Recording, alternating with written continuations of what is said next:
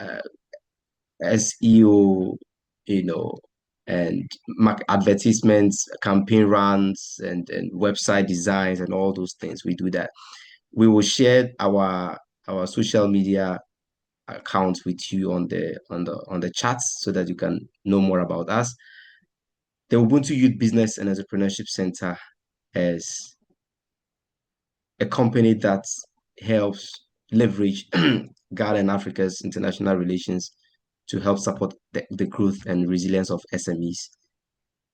The Grace Life Leadership Center is more about leadership and entrepreneurship as well. And so the partners that are bringing this for you are actually very natural partners in terms of our focus areas. And so we are very excited that you're able to make it. We have some really, really, really great people, as you saw on the flyer, who have been booked to speak to us. These are people that know their stuff, they know what they are into, right? They are experts in their field. And so they've been very generous to grant us some 1 hour to 2 hours of their time this evening to speak to all of us. And we believe that it's going to be very insightful. Um, when it comes to marketing, I personally believe that every entrepreneur on this earth is a marketer, whether they accept it or not. We are all marketers, right? If you don't know how to do it, then your business might as well not survive. And we hear more about that from the speakers. Now, if your business or if your solution to this world is worth noting, it is marketing that will let humanity know about it. So I can't even speak too much about marketing, the importance of marketing, right? And so tonight we have some very great people who are going to speak to us. We have people with background in psychology, people with background in data analytics. We have people with background in marketing itself. Let me quickly introduce them, if you permit me, one after the other, so that at least we appreciate the people that we are going to listen to today. First, in no order of importance here, is Mr. Nyamiche Kwabena Dapa Nyamiche, right? The Mr. Kwabena Dapa Nyamiche. Nyamiche is or Kwabena as he wants to be called actually, is a marketing professional and a public speaker, right? I know Dapa very well and I know that he's good at what he does, right? He has for over a decade now helped a lot of businesses and individuals in this aspect, right? To help them increase visibility, drive revenue growth, and all of that. His background actually spans hospitality, health, wellness, education, and finance sectors in Ghana. And he's moderated and led a couple of panel discussions all over. He's hosted and facilitated conversations with top business leaders across Ghana and Nigeria. He actually runs the Kwabena Dapa podcasts on YouTube, Apple Podcasts, and Spotify, and also very active on LinkedIn. What we are going to do is that we are going to help you connect with these people on a professional level. So we will be sharing their LinkedIn profiles, accounts with you so that you can connect with them. And also try and search about the best podcast on YouTube, Apple Podcasts, and Spotify. Yes, so that is the part for you. He knows his stuff, and I believe that tonight we are going to learn a lot from him. The second person that we are going to be listening to today is in the person of, as you can see, Thomas. Well, okay, you give it up for Tapa first. Virtually, we can still give it up for people. So yes, I saw someone giving it up for Tapa with the emojis. Yes, if you can clap from there, if you can also unmute, that is also fine. Yeah, Festus is a Microsoft data platform MVP. And said those of you who understand these jargons, that should tell you how solid he is in his field as well. A certified data analyst with over 7 years of experience in data analytics as well. He's the founder of Firstman Learning Hub and programs lead at AI Skills Africa. You can check out about Firstman Learning Hub on LinkedIn as well. They do a lot of great stuff His expertise spans Power BI, Python, SQL, and machine learning. So yeah, for those of you who are interested in this stuff, I believe Festus is the right person to contact to work with. He's also a chartered accountant and a member of the Chartered Institute of Management Accountants.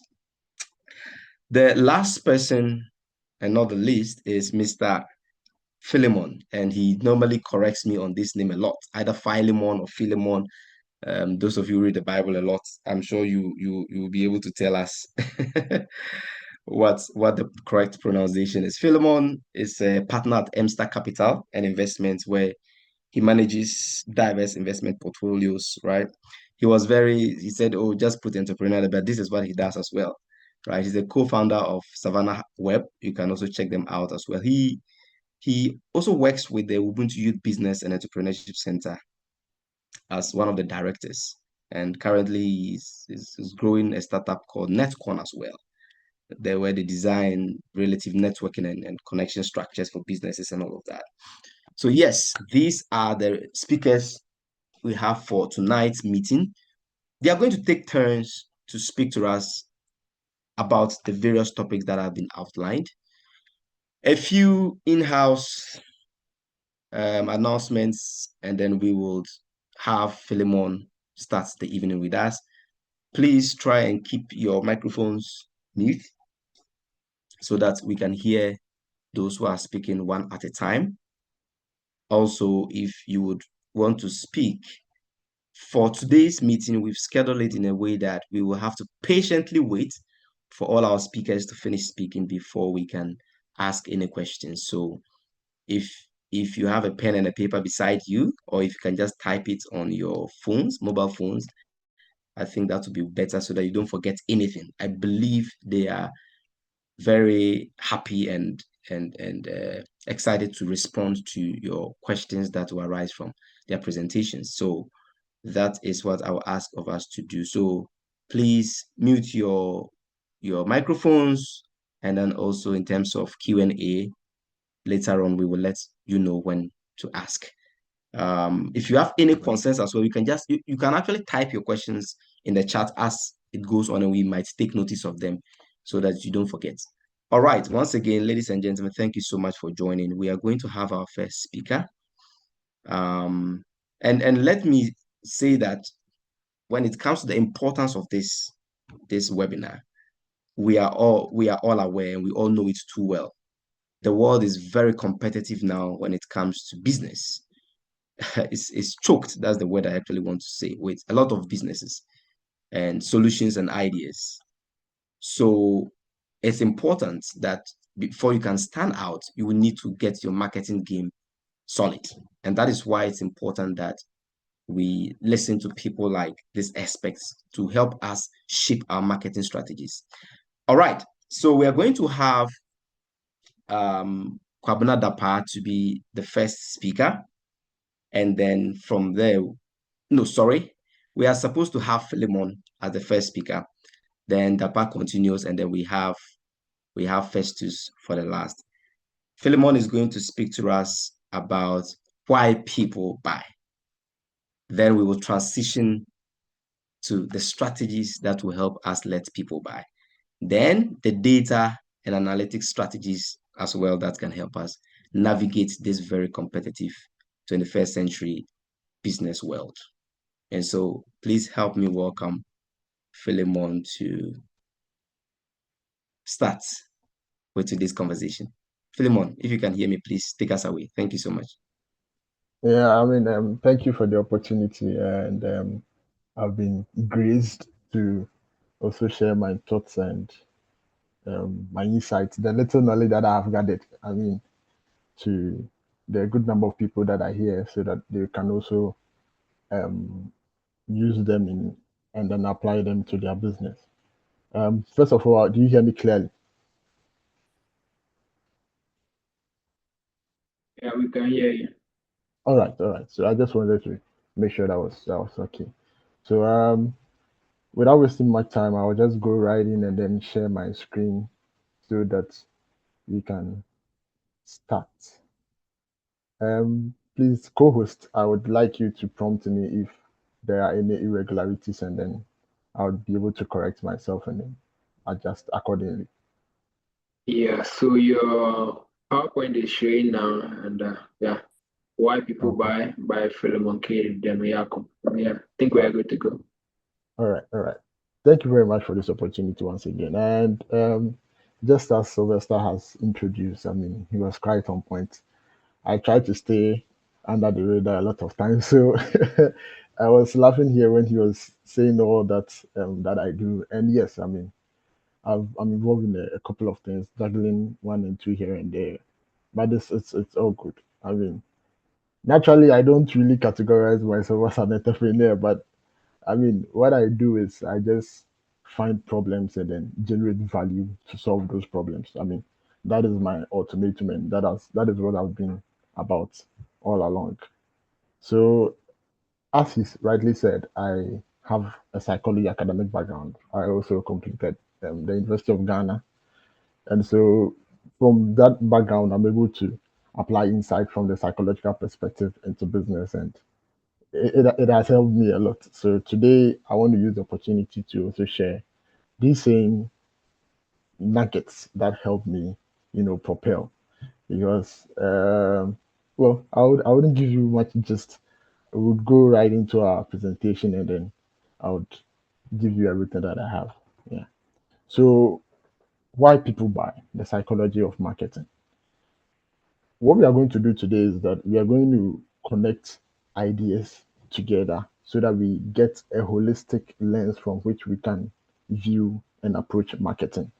So I'm going to give you keys that you would use from a psychological background that you would apply in your business and then adapt whatever you are doing to make to scale up or to grow your business and make um, valuable inputs to whatever you are doing. Right. So in the beginning, we will just start with the basic foundations. We start with the basic foundation, and just as I said, we are not going to go the linear way. We are going to understand and then pick out thoughts from different um, sects, and then we're going to put all those together and connect the dots, and then eventually we would paint a bright picture. And then, like I said, we would have a holistic lens from which to view marketing and then approach it all together. So for my first day in the University of Ghana when I was doing psychology, I mean, this definition of what psychology is was just drilled in our heads. So psychology is the scientific study of mental processes and behavior. It is as simple as that. So when we say scientific study, what does it mean by what do we mean by scientific study? Scientific study means that anything scientific has laid down protocols that is observed so that whatever exercise we have in its respective field, we are able to generalize and then replicate it.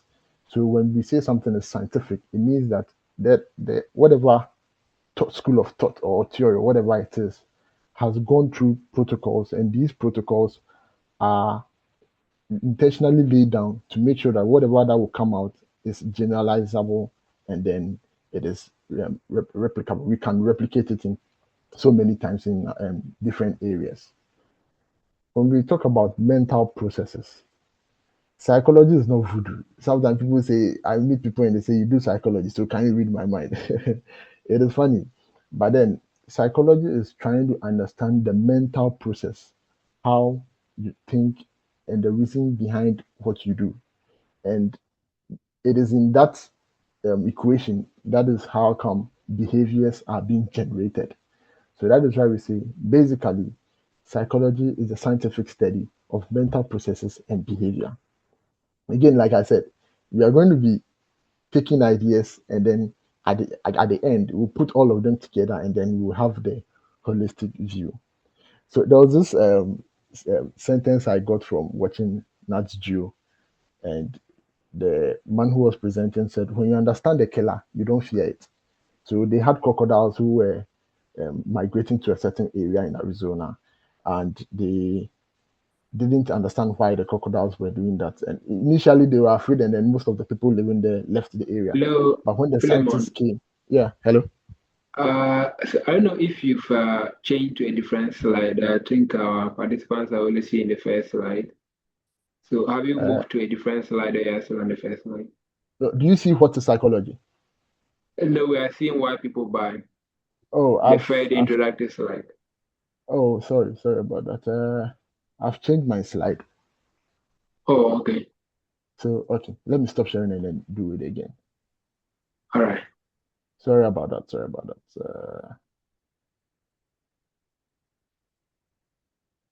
No, that's unfortunate. Yeah.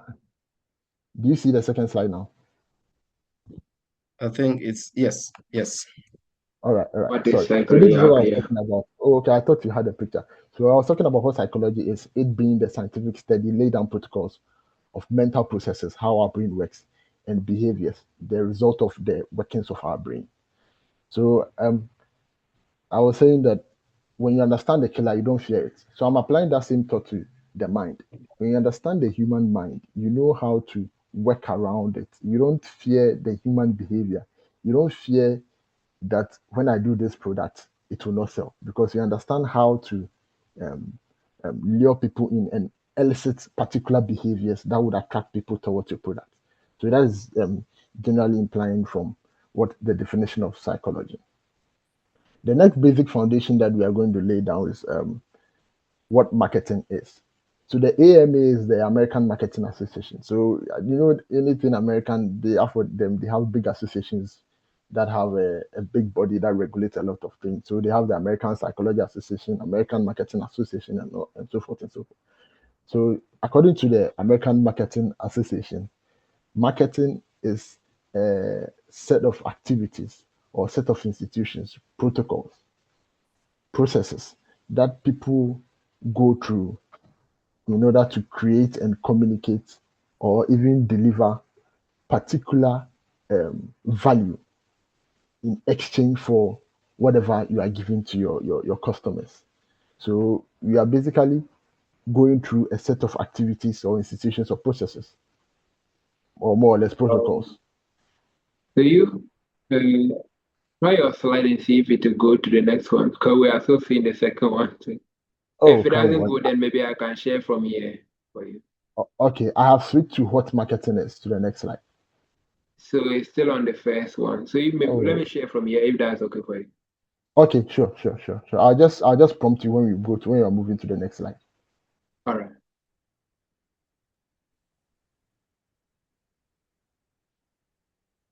So Yeah, are we okay with it? Yeah. yes. Okay. What is marketing? Yeah.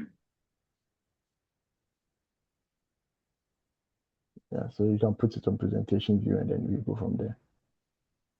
Yeah, you can see it. Yeah. All right. Yeah, Philemon, can you continue? Can you proceed? All You right, want it to sure. be on Yeah, I thought he was going to put it on okay, presentation, but yeah, sure. all right. So Yeah, okay with this. yes, it's good. It's cool. All right. So like I was saying, marketing is a set of activities or institutions, processes or protocols laid down that people go through when they want to create or communicate or deliver a value, a particular value in exchange for, I mean, in that case, money, basically. And the value you create and give out to people is in direct proportion to how good or effective your set of activities or processes are, right? And that's it. We are, again, I want to lay down the foundation and then connect the dots so that we would put them together, right? Next slide, please, co-host. Good. Now, putting what psychology is and marketing is together, there is an underlying denominator that cuts across the two and why these two fields are very important. The underlying denominator is behavior. Note, marketing, in marketing, we want to elicit a particular behavior from the people we are advertising to or we are marketing to. In psychology, we are trying to understand the behavior of people What more field best helps marketers to understand the behavior? Psychology. So this is how psychology and marketing intertwine. Eliciting a behavior. All marketing is doing is to elicit a behavior, and the behavior of buying, making customers buy from you. If you are marketing anything and people are not buying, I mean, you are wasting your time. So the general underlying denominator that cuts across these two is behavior. We all want to elicit a particular behavior from people so that they would um, move into action and then go ahead to do whatever we want them to do in exchange for value. Let's note that in exchange for value, because value is a currency here that is being traded. I give you value, you give me money. I give you something, you give me something. That is how it works, and that is human behavior. Humans are driven to do um, to take particular steps to in order to achieve certain value. So when the customer or your client is taking a step to come and then buy from you, the person has um, been involved in a behavior. Note, psychology is the scientific study of mental processes and behavior. So the person goes through mental processes. The person just doesn't, it's not because you stood up and you said, oh, this is 5 cedis, this is 10 cedis. So the person will just come and buy. No, there was a mental process that the person went through based on whatever cues. I'm going ahead of myself. I'll talk about cues based on whatever cues you presented to the person. And then the person, that cue elicited the behavior of coming to you, calling you, sending you an email, opening your website, clicking on your app, ordering, and waiting for the delivery to come. Next slide, please. Now, what is the goal of marketing? I think I've touched on this a little. The goal of marketing is to generate leads, convert, and acquire customers. That is the behavior I was talking about. That is the behavior we want to elicit from people. We want to generate the leads. So, generating leads, we want to market to people who are potential customers. I mean, if you are selling a walking stick, your customers are people who have issues with their legs, who have fallen down, have been in accidents, whatever.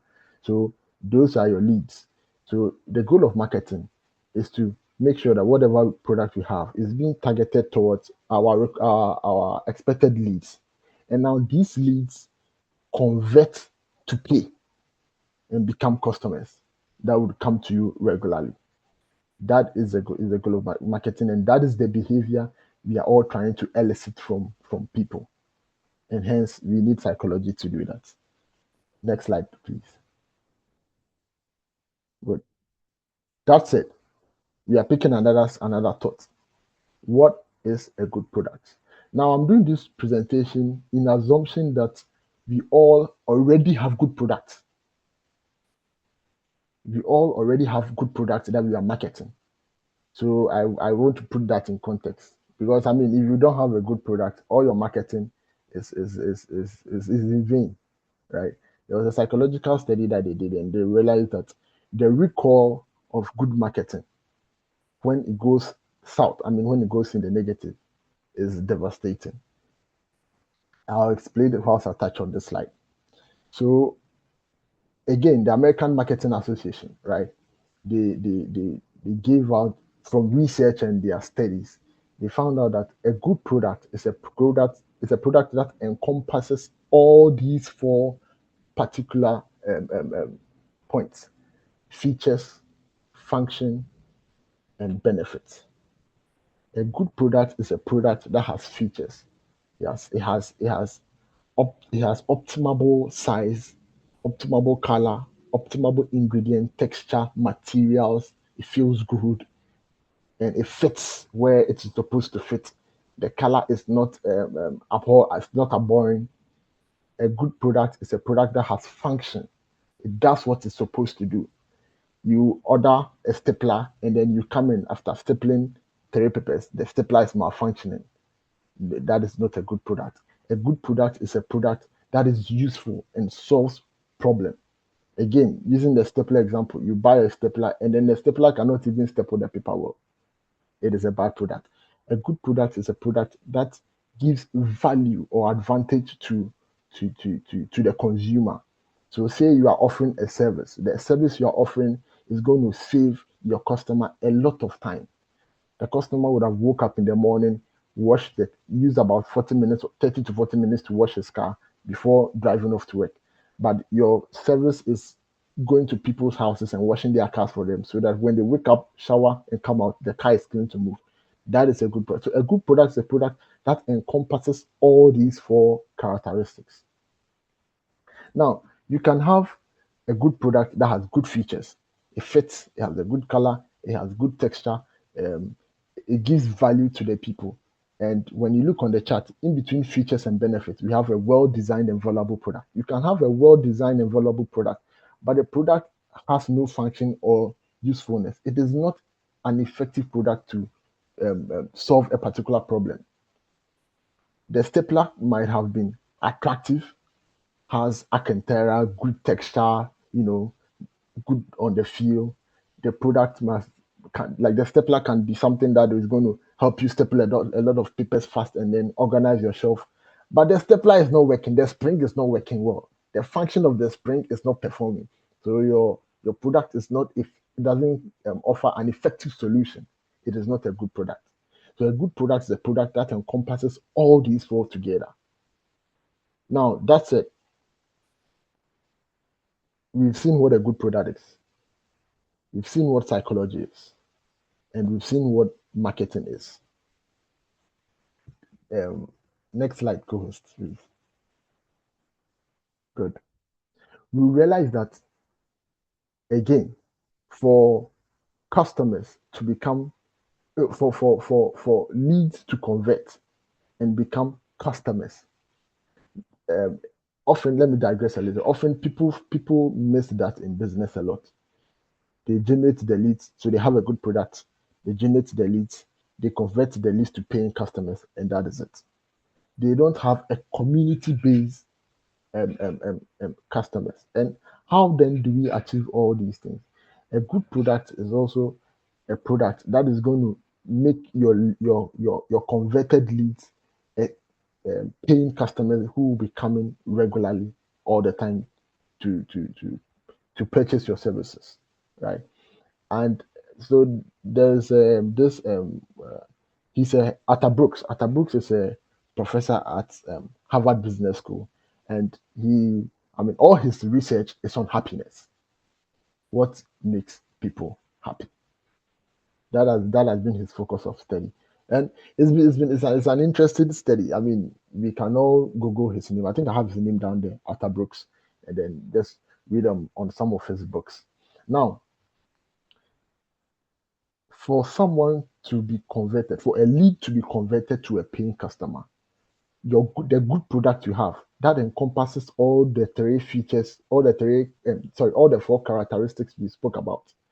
That product must make the person happy. I mean, if we were to be in a class, I would say, "Are you all seeing the picture I'm drawing?" We are still connecting the dots. So you are marketing, you want to generate leads, you are converting, and then you want the customers to stay. After converting, the person has bought the product, the person has bought the watch. When the person gets home and the watch that the person have, your product that the person has purchased does not elicit this happiness in the person is not a customer. The person will not come again, and the person is not a customer. So how then can we intertwine all these together? Let's break down what Arthur Brooks has discovered about happiness for us. He says that happiness is not a destination we get to, or it's not something we acquire. Happiness is a combination of these three things we see on our screen: enjoyable, satisfactory, and meaningful. Now, applying that to our marketing and our psychology and our product, the product we have must elicit an enjoyable behavior from the person. The product we have must elicit a satisfactory behavior from the person. At all times, the person should say, this stapler was good. This watch is nice. Even if the person is just passing by. On several occasions, I've been with people and we are just passing by the food place. The person say, "Oh, this place, their food is nice." Just you see, just passing there has elicited him to say that this place, their food is nice. The person is satisfied with the food. The product that the product that you are offering in exchange for that value must be meaningful. What do we mean by the product must be meaningful? It must serve purpose, offer service, and give value. The watch should make you satisfied. If this particular watch, every time you buy 50 cedis, 60 cedis, it doesn't make you satisfied. It is not offering its meaningless. So, in order to elicit this happiness, which will make converted customers, converted least customers, we have to um, um, encompass all these three into our products. This is basic human psychology because we have reward centers in our brain where when we are happy, right, dopamine is released. Dopamine is like a stamp in the human brain. So when you when you eat a particular food, dopamine is like a stamp. This food is good. When you buy a particular phone which serves its purpose, dopamine is like a stamp. This phone is good. You feel happy about your product. I mean, I would bet you to do this. Look in your room, look around you right now. All the things you've purchased and you are very happy about. These all I will bet that all these products that you have has all these characteristics in them. They are enjoyable, they are satisfactory, and they are meaningful, and you keep using them. A lot of us are joining from our phones or our laptops, wherever. This a laptop or phone you're having is enjoyable, it's satisfactory, and meaningful. And co-host, let's go back to our the previous slide. Previous. Yes. Whatever product you have around you right now that you think this is your best purchase, you will see that it has all these characteristics in them. It has good features. It serves its function well. That is why you keep using it all the time. It is useful and solves a problem for you. And its benefit, it's value for money. You don't regret how much you pay for it. Exactly. So you can do that. Look at all the things that you've purchased and that you are happy about. You see that these are basic human nuggets that fall around it. Next, please. Next slide, co-host. Good. Now, we've spoken about what psychology is, what marketing is, and why we use marketing in psychology. Now, and the third thing, the next thing we are going to talk about is perception. What is perception? Perception is becoming aware that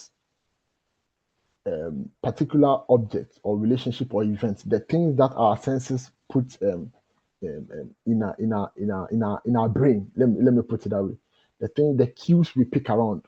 So these cues form a percept. So the term we use for it is percept. To percept the representation you have in your head, the representation of the things around that we have in our head. That is what we refer to as percept. And whatever product in market, whatever product you are having, you want to sell that product to the person's perception, because it is the person's perception, the person's cue or mental cues that the person has in his head is what you are trying to touch, and that would go ahead. It's like a domino effect. You trigger the perception also triggers a mental process. That mental process triggers a behavior, and the behavior that would a behavior that is geared towards expectation of happiness from whatever you are delivering to the person. Again, I have heuristic cues under them. What are heuristic cues? Heuristic cues are the key shortcuts that we form with our brains. Assuming that from the time you grew up, anything that is expensive is blue.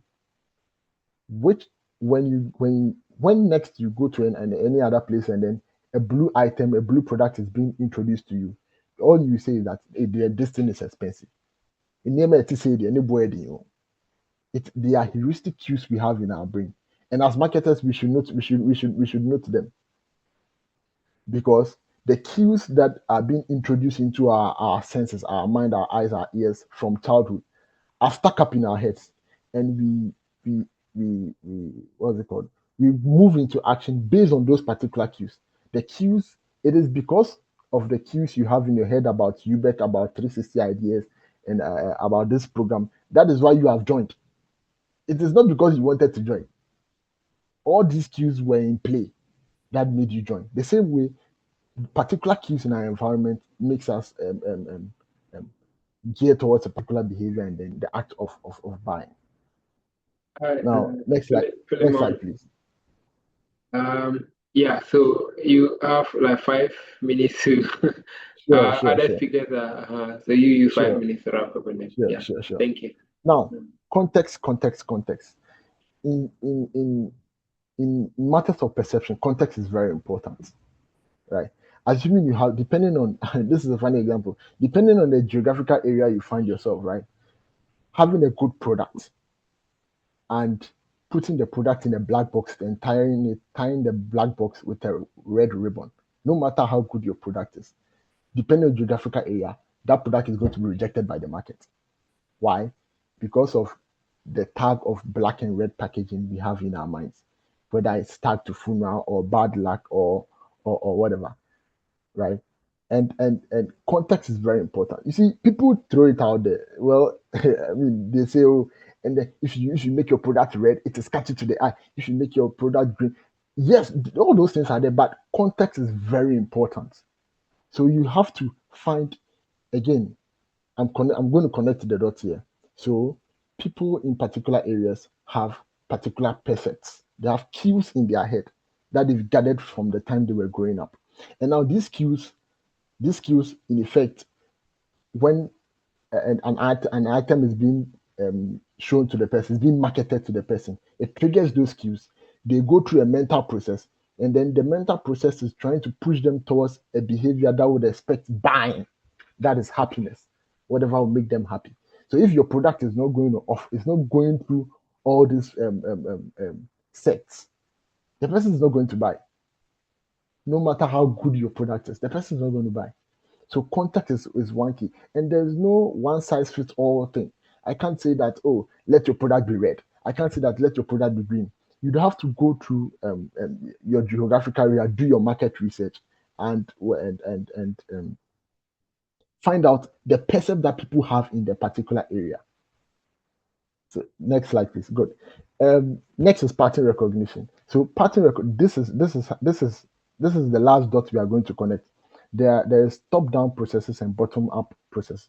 Top-down processes is that people already have a certain perception they have in their head already about say blue cars. So if the car is blue, then it is expensive. So whatever product you have to make sure that you find the general top-down processes that the people have, what the people have assumed in the particular area, and then you skew your product towards that assumption. So if people are assuming that, hey, in this area or in East Legon, if your car is blue, then your car must be expensive. So if you are selling cars, what is the shade of cars that your cars must be? Blue, because of the assumptions that people already have. So you are playing on the already assumptions that they have to sell your product. And there are bottom-up process. Bottom-up process is that, say again, when you were a child, all your say again, you have anything blue is luxury. When you see a red stick, it means that that thing is strong and durable. So when you enter a shop and the shop is themed blue and there are red sticks in the shop, already your percept has been triggered. Those cues have been triggered. A mental process is going on that, wow, then this product is good.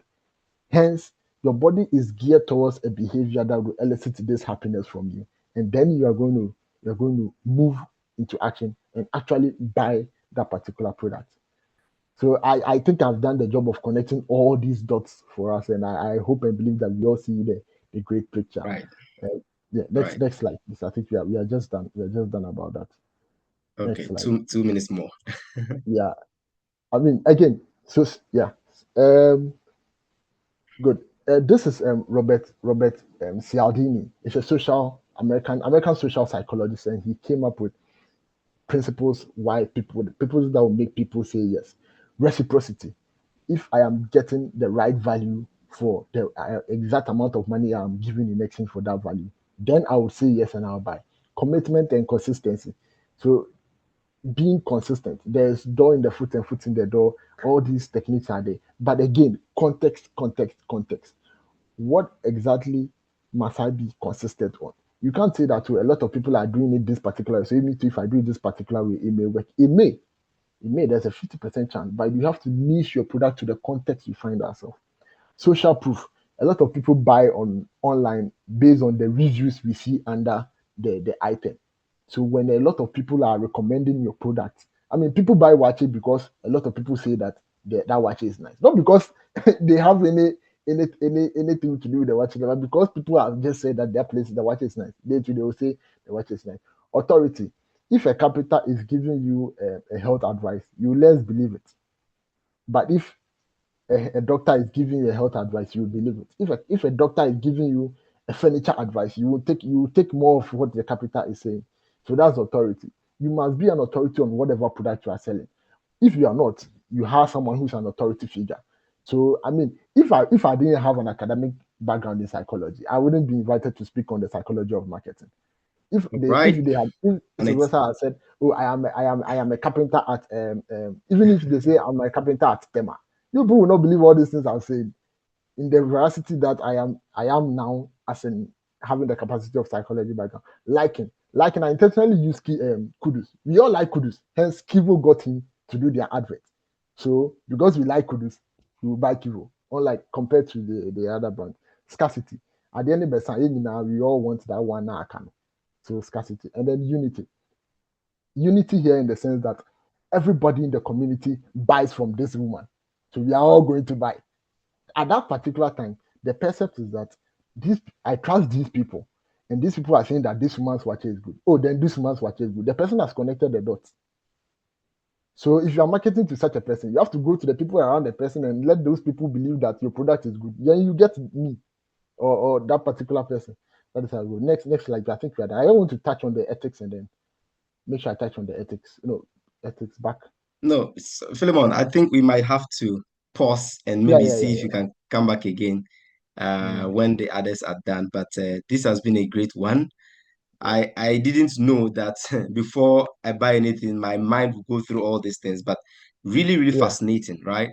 That's yeah. psychology for you, and that is actually what moves all of us. Thank you so much, Philemon. Um, I believe people have questions for you here. We will have time for them to engage with. Sure, sure, All sure. right. I forgot to introduce my co-host for this event. He's in the person of Clifford Adombiri. Clifford is actually a co-founder here at 360. And so we're going to have our next speaker in the person of Kwabena Nyameche Dapa. Dapa is going to give us some strategies that we can leverage, that we can utilize, that we can use to get people to buy. So we made a quick shift in the way of the presentation because you see, why do people buy? Let's look at the psychological stuff and then we move to the strategy. So we're going to have Dapa. Dapa, if you are ready, please take us away. Thank you so much. Okay, good evening, everyone. Hi, good evening. Right, great. She responded, then it means I'm audible. Sure. Yes. Okay, all right. So I'll quickly share my screen. And a very great presentation by Philemon, right? I was writing a lot of notes. I just noticed that there are a lot of things that we do, that there are scientific explanations to them. And like you said, before you purchase, your mind really goes through a lot. And now you're going to talk about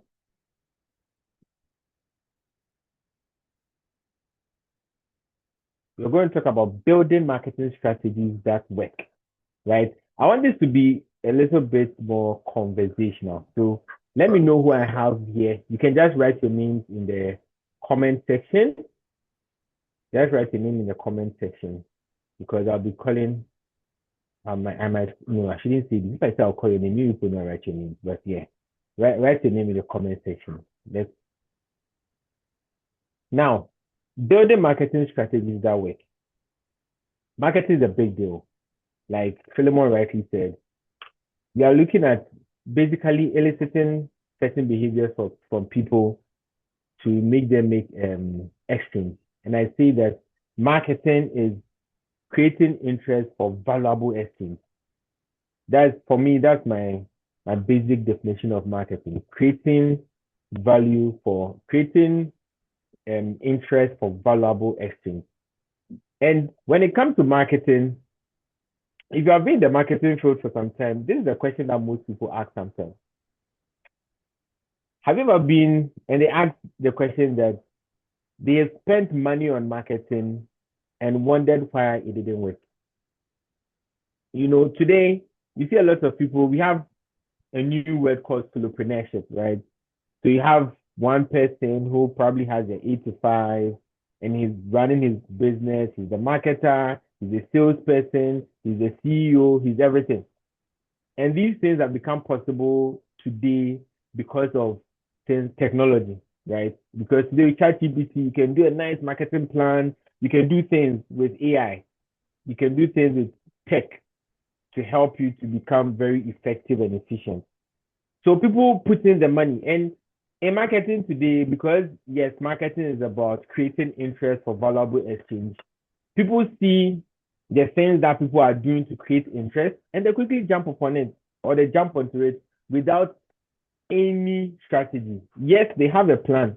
The plan is to do what they are doing so they can get the results they are getting. But you see, that's a plan that will help you to fail. For you to win, you need to have a strategy. A strategy is not a plan, right? A strategy is not a plan, and a plan is not a strategy. What is a strategy? A strategy is how you are set up to create value. Simple. Somebody says that strategy is how you get your what, right? I simply say that strategy is how you are set up to create value. How you are set up to create value. That's a strategy. Now, let's do a quick case study of a company like Apple, right? Apple has a strategy, and Apple started around 1976, and it has evolved at a point. Steve Jobs was taken out of the business. He later came in. A lot of things happened in Apple. But I want us to look at the marketing side of it. Now, if you look at the things that Apple does, you notice that from the beginning, Apple started with PCs, right? Personal computers. They didn't start with phones. Phones came around in, I think, 2007. That's when the first iPhone came out. But they started with PCs. And their strategy for the first PC, the Apple One, marketing strategy was education and storytelling. So you realize that they were educating people that the PC can do different things or the computer can do different things and it can be used as for personal use. Because in those days, the IBMs and all those other computers, they were being sold to companies, corporations, tech people, engineers, and not for personal use. But their marketing strategy was to sell it for personal use. So they were innovating for personal use. So you notice that their strategy was what? Education and storytelling. And at some point, it became lifestyle. So I'm talking about strategy. Is creating value or how you are set up to create value. So they were set up, how were they set up? They were using innovation or education and storytelling to create value to attract people. At some point, it was lifestyle, right? It was about the caliber of people who use Apple. So you see rich and famous, you see it in movies, or even let's still come to the PC side. You're seeing they're using a lot of known people to do their adverts. So it became a lifestyle thing, right? The caliber of people, it became aspirational. So you want to get a certain level. So you want to get an iPhone to show that you are, or you want to get an Apple PC to show that you are in that kind of category. Then it came to experience, right? They started revolutionizing human interactions. So you see that there's a lot of creativity. Now you see people using iPhone to take pictures, take videos, and people say that, oh, I use an iPhone. When somebody sends you an email, you see that from an iPhone. So now it became about the user experience. When you use it, the things that you see on the iPhone, how the look and feel of the iPhone, the look and feel of the Mac computer, lifestyle. Then experience. Then from experience, it came to ecosystem, security. Now they created the MacBook, then you have the iPad, then you have the iPhone, and they made it easy for these machines to communicate with each other. So the moment that you have a MacBook, you should have an iPhone. The moment you have an iPhone, you want to have an iPad, because sharing information on these machines was easier. And they were selling security. So they tell that when you have an iPhone, you are secured, people cannot breach into your information, so much so that if somebody was being charged in the US and they wanted information from the person's iPhone, and Apple gathered that information so much just to reinforce that security, right? So you see that they were not saying that we do activation, we'll be on social media, we'll do this, we'll do that. They were selling an idea of how the phone is, an experience, and basically they were sharing how they are set up to create value for you. But today, if you look at most businesses, how they are set up, let me give a typical example. A business owner will probably go online and see that companies are doing a lot of, let's say, challenges on social media, on Instagram. He comes to the office and says that, Charlie, this thing is a trend. Let's jump on it. Without a strategy. So what are you really driving at? So we just jump on things and you are not able to see results, right? So you are probably asking, okay, you're spoken about strategy, and we are probably not having a marketing strategy. We are just doing marketing as and when. We probably have a marketing plan. So we know what we are going to do. We know the tactics. We know that we have to be on social media. We know that we have to be sending emails. We are doing all those things. But there's no grand plan on how, or there's no grand plan driving these actions that we are taking. Or in business terms, there's no grand plan driving these tactics. So how do we develop a strategy? Number one, where are we choosing to play?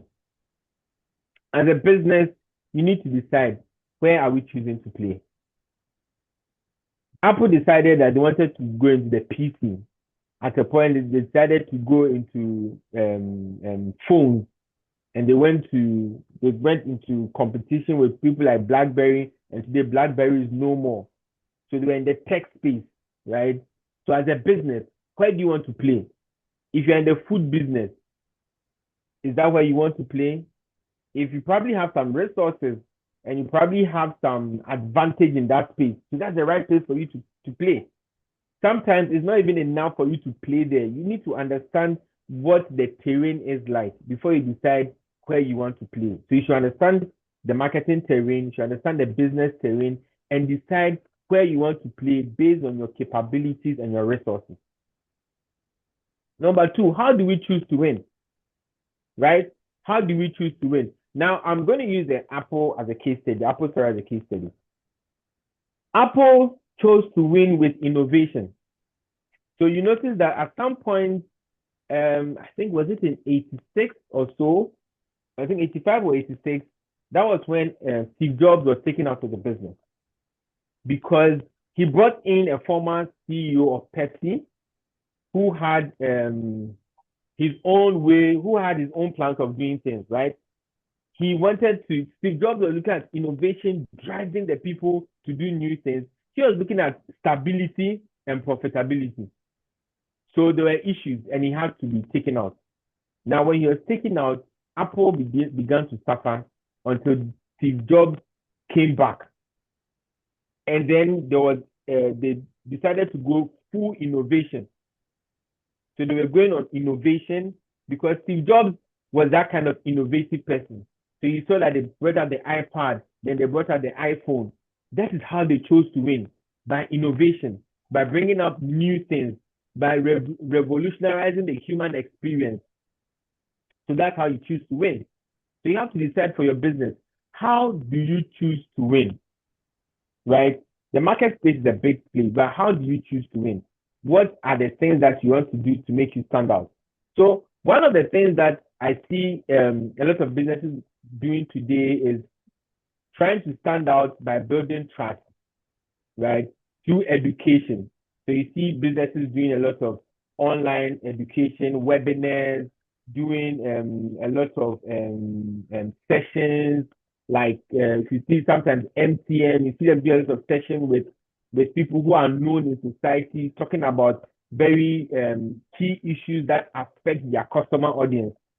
You can see that they are trying to win through education. And now when you win through education and storytelling, people begin to trust the brand, and everything that you tell them, they hold on to it. You see that kind of winning there.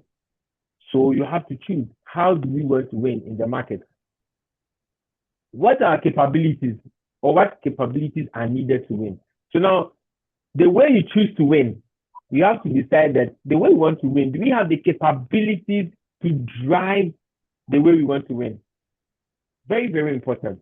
Do you have the capabilities? Sometimes we want to win in a certain way, but we don't have the capabilities to help us win in that way.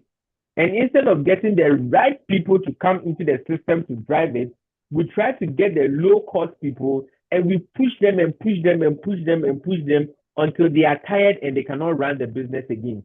And we would have sunk in money and lost. Instead of investing money and winning, we want to do things on a low cost, and we lose out in the long term. And that brings me to the management system required. Yes, you have the capabilities, but what management system do you require to win? Right? What management system do you require to win? The people that you have, how are you managing them? What systems are you putting in place to make sure that work is done? That's management, right? Putting in place systems to make sure work is done. So you see, marketing is not just about creating the interest. So on the outside, yes, it's creating interest, but on the inside, you have to develop the systems that will drive the people who create the interest. So there's a part of marketing that looks at processes, right? Internally, there's a part of marketing that looks at processes, but externally, it's about creating the interest. So these are the 4 things that you have to go through. These are the 4 things that you have to go through in order to develop your strategy. How or where are we choosing to play? How do we choose to win? What capabilities are needed for us to win, and what management system is required? So this is more on the macro level, right? Like on the general big level. And I'll bring you to the place where you become more specific on the marketing side. Now, I spoke to you about strategy and tactics, and I want to give you some examples. So strategy, one of the strategies can be education and storytelling to build trust. And the tactics is just running testimonial ads. So we know that testimonial ads, yes, will bring trust to us. But if you just end up running testimonial ads, it's difficult for you to track your success. You see, because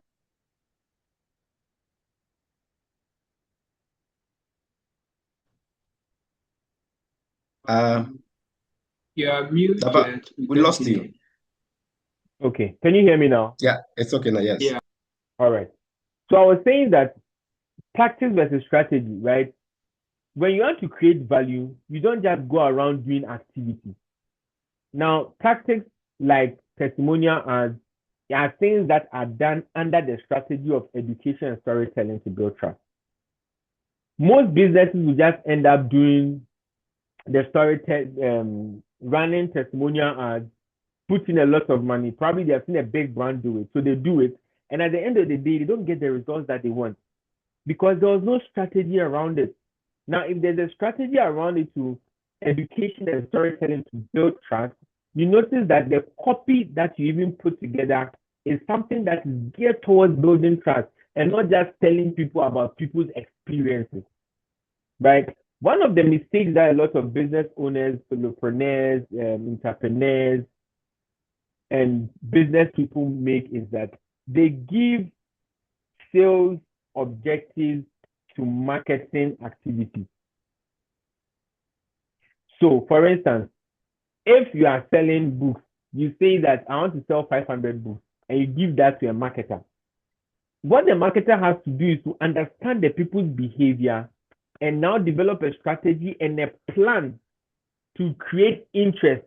Then the salesperson now will cause that exchange between giving the book and taking money. But to give all that to marketing, that's not all to marketing. There's a difference between sales and marketing. That's why sometimes you're not able to see how our plans, our marketing plans are doing, because we are measuring the wrong thing. So the marketer can create interest, do a lot of activities and all those things. He's creating interest, and the sales people have to now push the book for it to be bought. So if you are measuring marketing, you don't measure marketing by the end of book sales. You measure the marketing by awareness, impressions, engagement, comments. What's this word? How people feel about your product. You see, it gives you that data to be able to make changes and to be able to do content that resonates with the people for that valuable exchange to take place. Another strategy is lifestyle and emotional selling to create a culture. Today, there is a culture when it comes to Apple phones or Apple equipment. There's that culture of importance. There's that lifestyle that people think that if you use an iPhone, you have arrived in life. And it has become more of an aspirational product, right? If you see somebody using an iPhone, you think that that person is okay in life. And because people want that kind of perception for them, they go to buy the iPhone. So that's the strategy, lifestyle and emotional selling. So that strategy now informs your plan, okay? But tactically, people just go and pay an influencer to use their product for their product to be popular. And after they pay the influencer, they get a few bars. They are not able to repeat success. Why? Because there was no strategy. But when there's a strategy, it's easy for you to repeat success because these things are documented, and it is one in a whole lot of activities that you are doing to drive value or to create value for your audience. I hope I'm communicating with you guys. Definitely. All right. If you are understanding what I'm saying, just give me a thumbs up.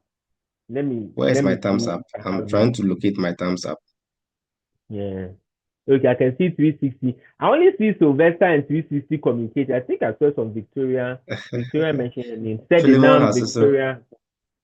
Okay. Yes. All right. Okay. I see the thumbs up. Diana has also responded. Yes. I think a couple of people. Okay. Yes. Great. So I have you guys. Now start.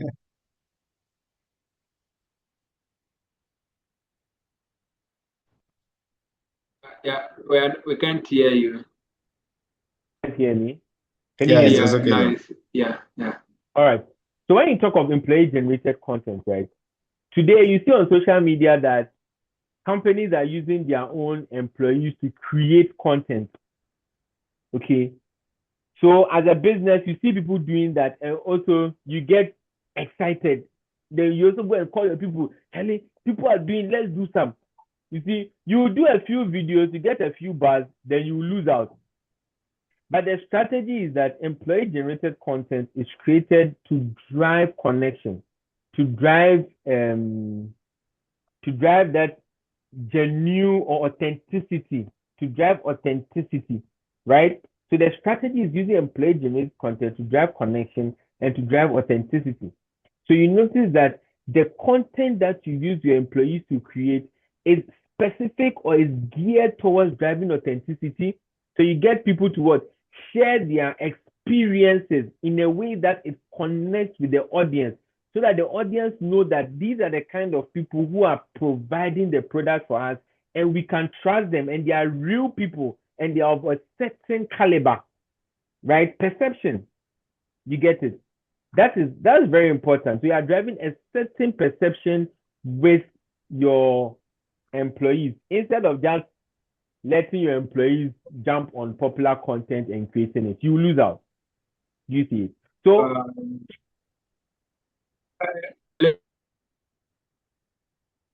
can you hear me? 360, you are saying something. No? Victoria, Yeah, Victoria is talking. That's the country. I don't know whether it's only her or is there anybody that can also hear. No, I could hear that part. I could hear him clearly. Okay. So, Victoria, maybe you check if your network is having an issue, or if there's anybody who can also hear, please let us know in the comment section. Okay, great. So, Victoria, if you can hear us, let us know that you can hear us. But I move on. So, building a Yes, strong sure. marketing. Yes. So, building a strong marketing strategy. I've explained to you what things you have to go through when you want to build a strategy, where you want to win, or how you want to win, where you want to play, the capabilities of your team and the management system. Now, when it comes to specifically building a strong marketing strategy, I'm going to use this framework called STP, segmentation, targeting, and positioning. Okay. Now, segmentation is basically looking at understanding your audience, knowing who your audience are, and understanding why they act the way they do, right? Because this is going to help you to know how to sell to them and what to focus on. Now, in marketing, I mean, generally, well, in business and in marketing, you should have your key customer audience. Every business has a key customer audience, the kind of people that you're attracting, and there are also other people who can also fall in, right? So I found my key customer audience might be middle class to high class people, but they can be a low level, middle income to high income people. But they can be a low income person who go and do some get some money instead of investing it and go and buy an iPhone. He's not really the audience, but it's aspirational for him. You get it? So they can be those kind of audiences there. So segmentation. Segmentation can be done in terms of demographics, geographics, psychographics, and behavior. Now, what are the focus of each of them? Demographics, you want to know who are they, right? Who are they? Your audience, who are they? How do you know who they are? Their age, their gender, their education, their income helps you to understand who they are. Now, geographics, their location, urban area, rural area, what is the climate and where they stay, helping you to understand your audience. Psychographics, why they buy. People buy probably, what is the lifestyle? What are the values? What's the attitude? When do they buy? How is the cycle of their purchasing, right? It helps you to understand why they behave, or helps you understand why they buy. Then behavior, how they act, right? What are their loyalty? What benefits are they looking out for? What functionalities, right, are they looking out for? So that's segmentation. Why is segmentation important? It helps you to understand your audience. Now, after you have segmented them, right? So understand, if you have to write this, it would be great if I can get somebody to write this. So demographics, so I know that you're following me in the comment section. Demographics talks about who are they? Demographics, who are they? Geographics, where are they located? Or where are they? Then psychographics talks about why they buy. Why they buy. Then behavior talks about how they act. So these are the 4 main areas that you look out when it comes to segmentation. Now, after segmentation, you come to targeting. After you have segmented these people, you want to find out which of these segments is profitable to me based on the resources that I have. Which of these segments is profitable to me based on the resources that I have? So let's say that you are doing CTC ideas, marketing. You are in Ghana, right? You are a small company or you are a startup in Ghana. Do the resources that you have, does it make economic sense for you to target companies in the USA? Does it make economic sense for you to target or for you to segment for people in the USA, segment for people in Ghana? And even in Ghana, does it make sense for you to segment for people who are in Accra, Koforidua, Takrade, Volta region? So that is when you start to think about targeting. Now, the people that you are looking at, income level, what income level should they be to be able to purchase your product? Helps you to understand them more. Should they be low income, middle income, high income? If you are looking at high income people, are you able to stomach or manage the kind of demand that comes with managing high income people? So you see, now you are beginning to appreciate your audience better. Then you now see that, okay, because of how our resources are, we'll target people who are low and high income, or I mean mid and high income. Because of how we are set up for our resources, we'll target people who are in the Volta region and the northern region. You understand? Now, after you have done these things and you understand who you are segmenting towards or who you are targeting in the segment, you now go to positioning. Now, you're not the only person who is coming with a marketing business. So I'm using 360 ideas for a case study now. You are not the only business who is coming with this. There are plenty of people. How do you stand out? What is your unique selling position? Right? What makes you stand out as a business? You have to agree on that. Because of time, I'll not go into the details of that. But you have to know how you are positioning in the way that makes you stand out. There are other frameworks like the VRIN framework that looks at how valuable are you? Are people going to be willing to pay for what you have? What you are doing, is it easy to duplicate, right? What you are doing, is it rare? Is it something that people can easily find somewhere, right? It all helps to feed in understanding how unique your product is. And you have to now state in a sentence your positioning, how your product really, really stands out. Because if you understand how your product stands out, it informs how you communicate. Your copyright, your artwork is all communicated by your unique selling proposition. Then now, after you have done the STP, you now know your segment, you know the target, you know the position. You now come to developing action plans. Okay.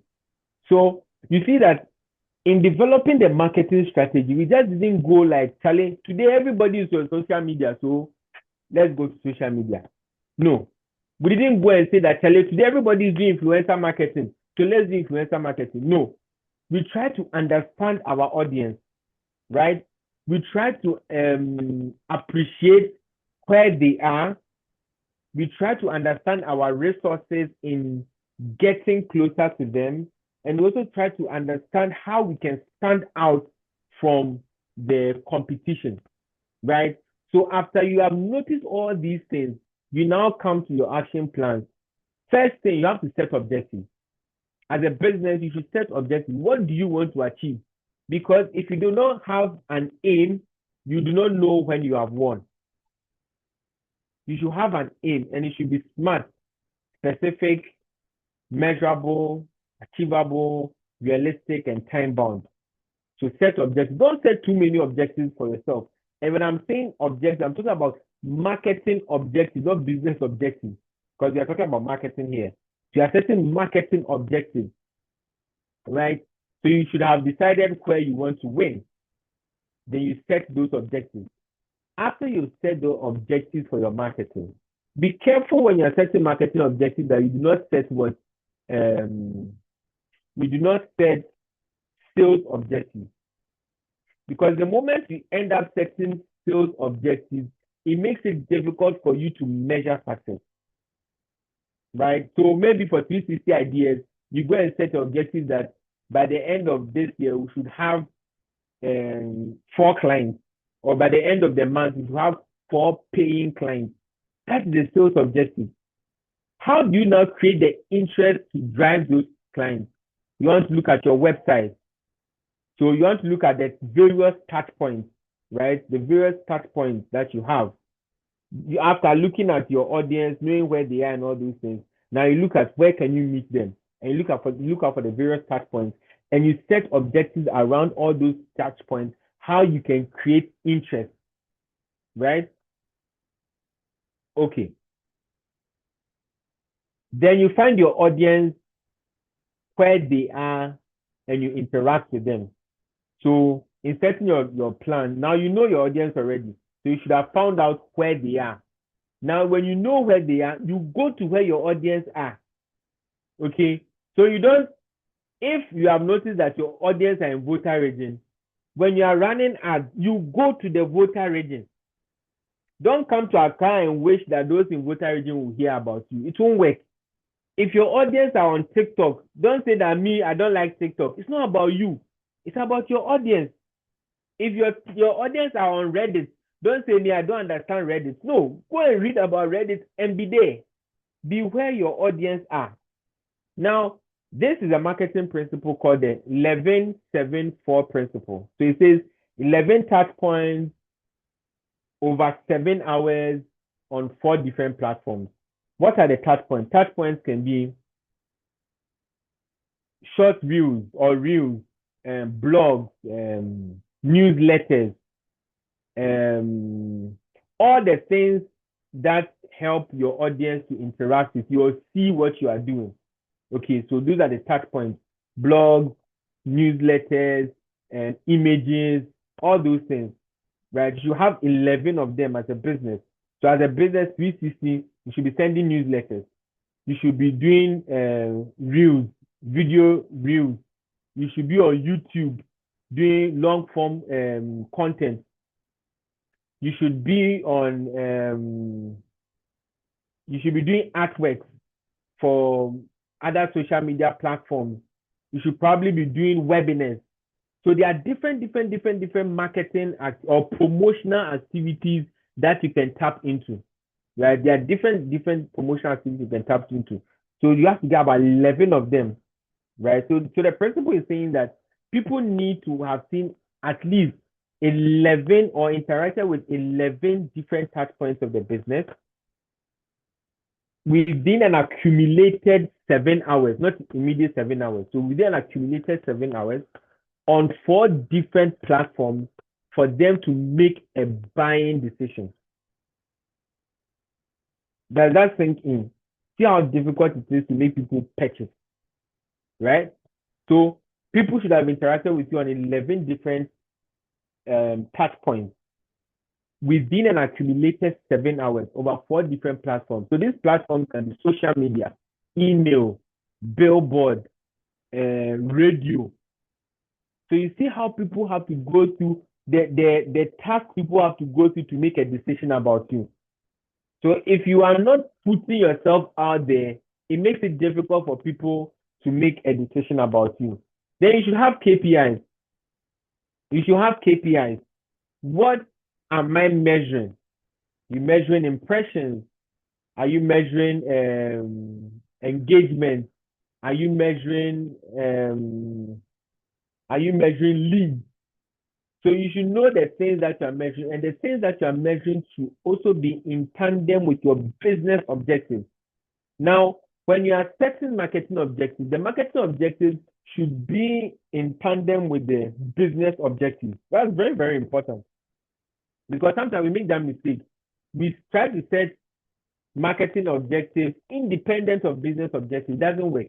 It has to be in tandem with the business objectives. So based on where the business is going, you set your marketing objectives and then you develop the KPIs. Why is it important to develop KPIs?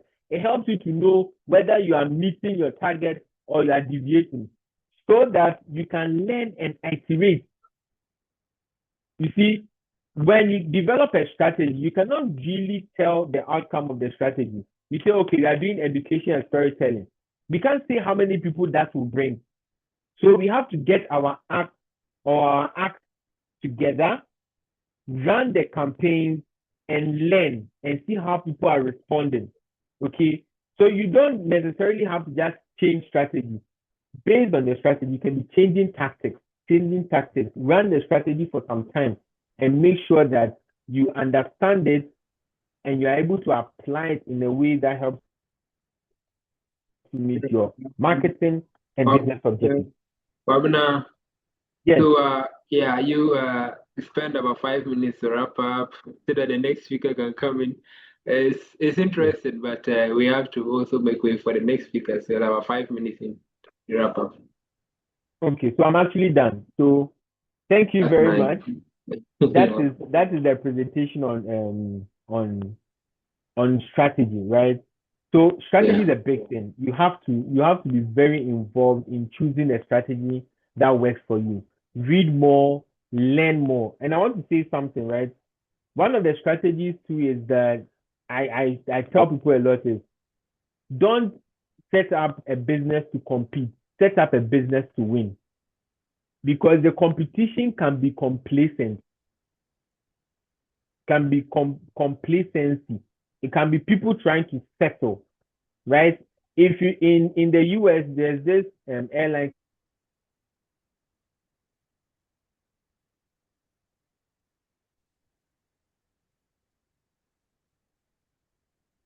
Yeah, we can't hear you. Performance indicators. Yeah. That was asking what is KPIs. So KPIs, key performance indicators, right? Oh, okay. So I was saying that I'll give you an example of the Southwest Airlines. Or before they came in, all the other airlines were just doing what's basic. But they came in with a strategy to have the cheapest airline tickets in the US. Whilst others were just competing and doing what was normal in the industry. Today, they have outcompeted all of them and they are leading the market because they didn't settle and they didn't make the competition their standard. So in everything that you're doing as a business, you should always look at winning and not competing. When you're setting a strategy, look at winning and not competing, because you might be competing at a level that is lower than your capability and you might set a standard. So guys, thank you so much. Like Sylvester said, you can contact me. That's my number. You can get interactive on LinkedIn.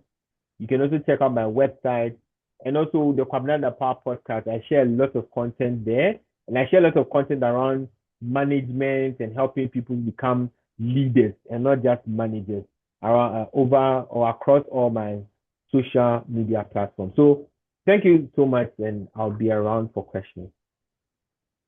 Right. Thank you very, very, very much. So just a quick one. So when you check in the chats, I've posted the links to our partners. That's the Grace Life Leadership Center, YUBEC. I've also posted the links for our speakers. So we have Kwabena Dapa. So he has a link tree where you just click the link tree, you're able to access all the links to his social media profiles. And then we have that of our next feature coming in. So yeah, interact with them on social media so that you are able to learn from them after the webinar. And of course, 360 ideas is also there. So you also click on our link to follow us. So we make way for our next speaker, and that's Festus Thomas Kujo. So he's also very, very loaded. So yeah, and by way of questions, so just note your questions down, and after the last speaker, we'll take the questions and then they'll be able to answer them. Thank you. So take us on with Festus. If you are ready, let's go.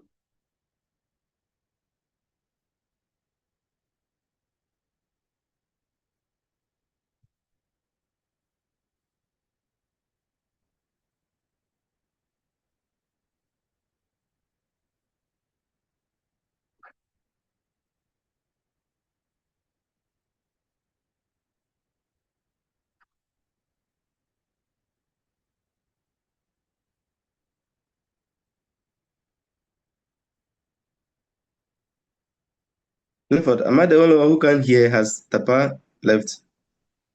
Yeah, so we're waiting for Festus. I don't know whether Festus.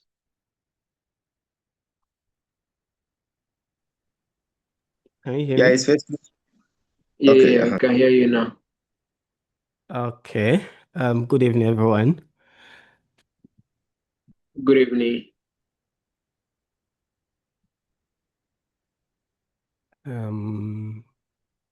Just give me a moment. Okay. I hope you can hear and see me as well. You're very clear. Yeah. Okay. Great. How is it going, guys? We have around I saw 20 people when I joined. Yeah. How is it going so far? So far, so good. We are energized and we are waiting to now do the data. The data stuff, right? Yeah. Mm, Yes, that's an interesting area. In fact, I followed the presentation up to some point. Okay, I joined by then. He has already started. So I'm just going to yeah. continue from where he left off on the strategy, because your Right. strategy is also going to influence how you are going to analyze your marketing insights and everything. In fact, the Yeah. strategy is everything, right? So I'm going to continue from where we left off and then look at how we can leverage data analytics for our marketing decision making, because data analytics in fact drives almost everything in every organization. So what I'm going to do is to take you through how you can leverage data for making marketing decisions. So just give me a moment, let me share my slides.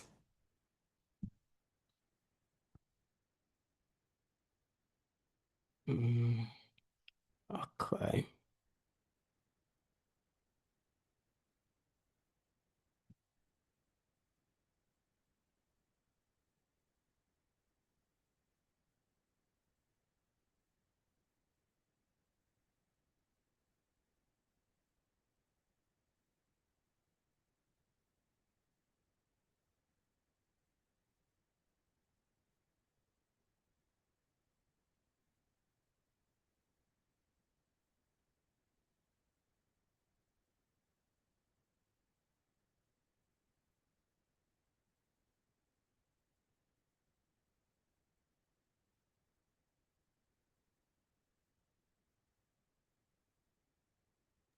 Yeah. First, I having some challenges. You could send them to me, and maybe we can project it from our end for you.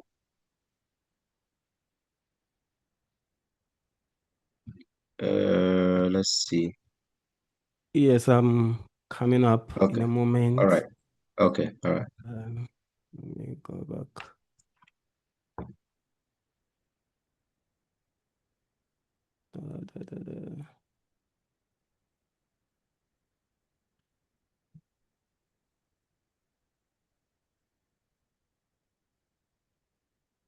Okay, it should be up by now. Yeah. Yeah. Okay, great.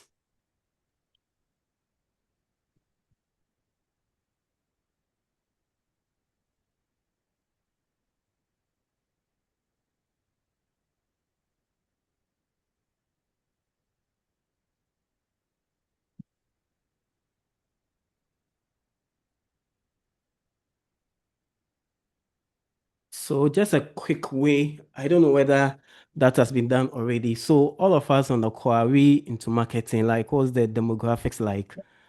Are we all These are marketers or? these are entrepreneurs. These are business owners. These are startups. These are people into different things. These are garden leaders. Yes, people having their own businesses. Others, I believe, are into marketing as well. Cliff, what did Okay, the data fantastic. say? Just a quick one on that. So we have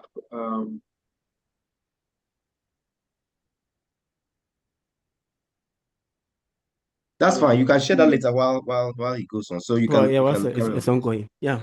So guys, yeah. good So evening again.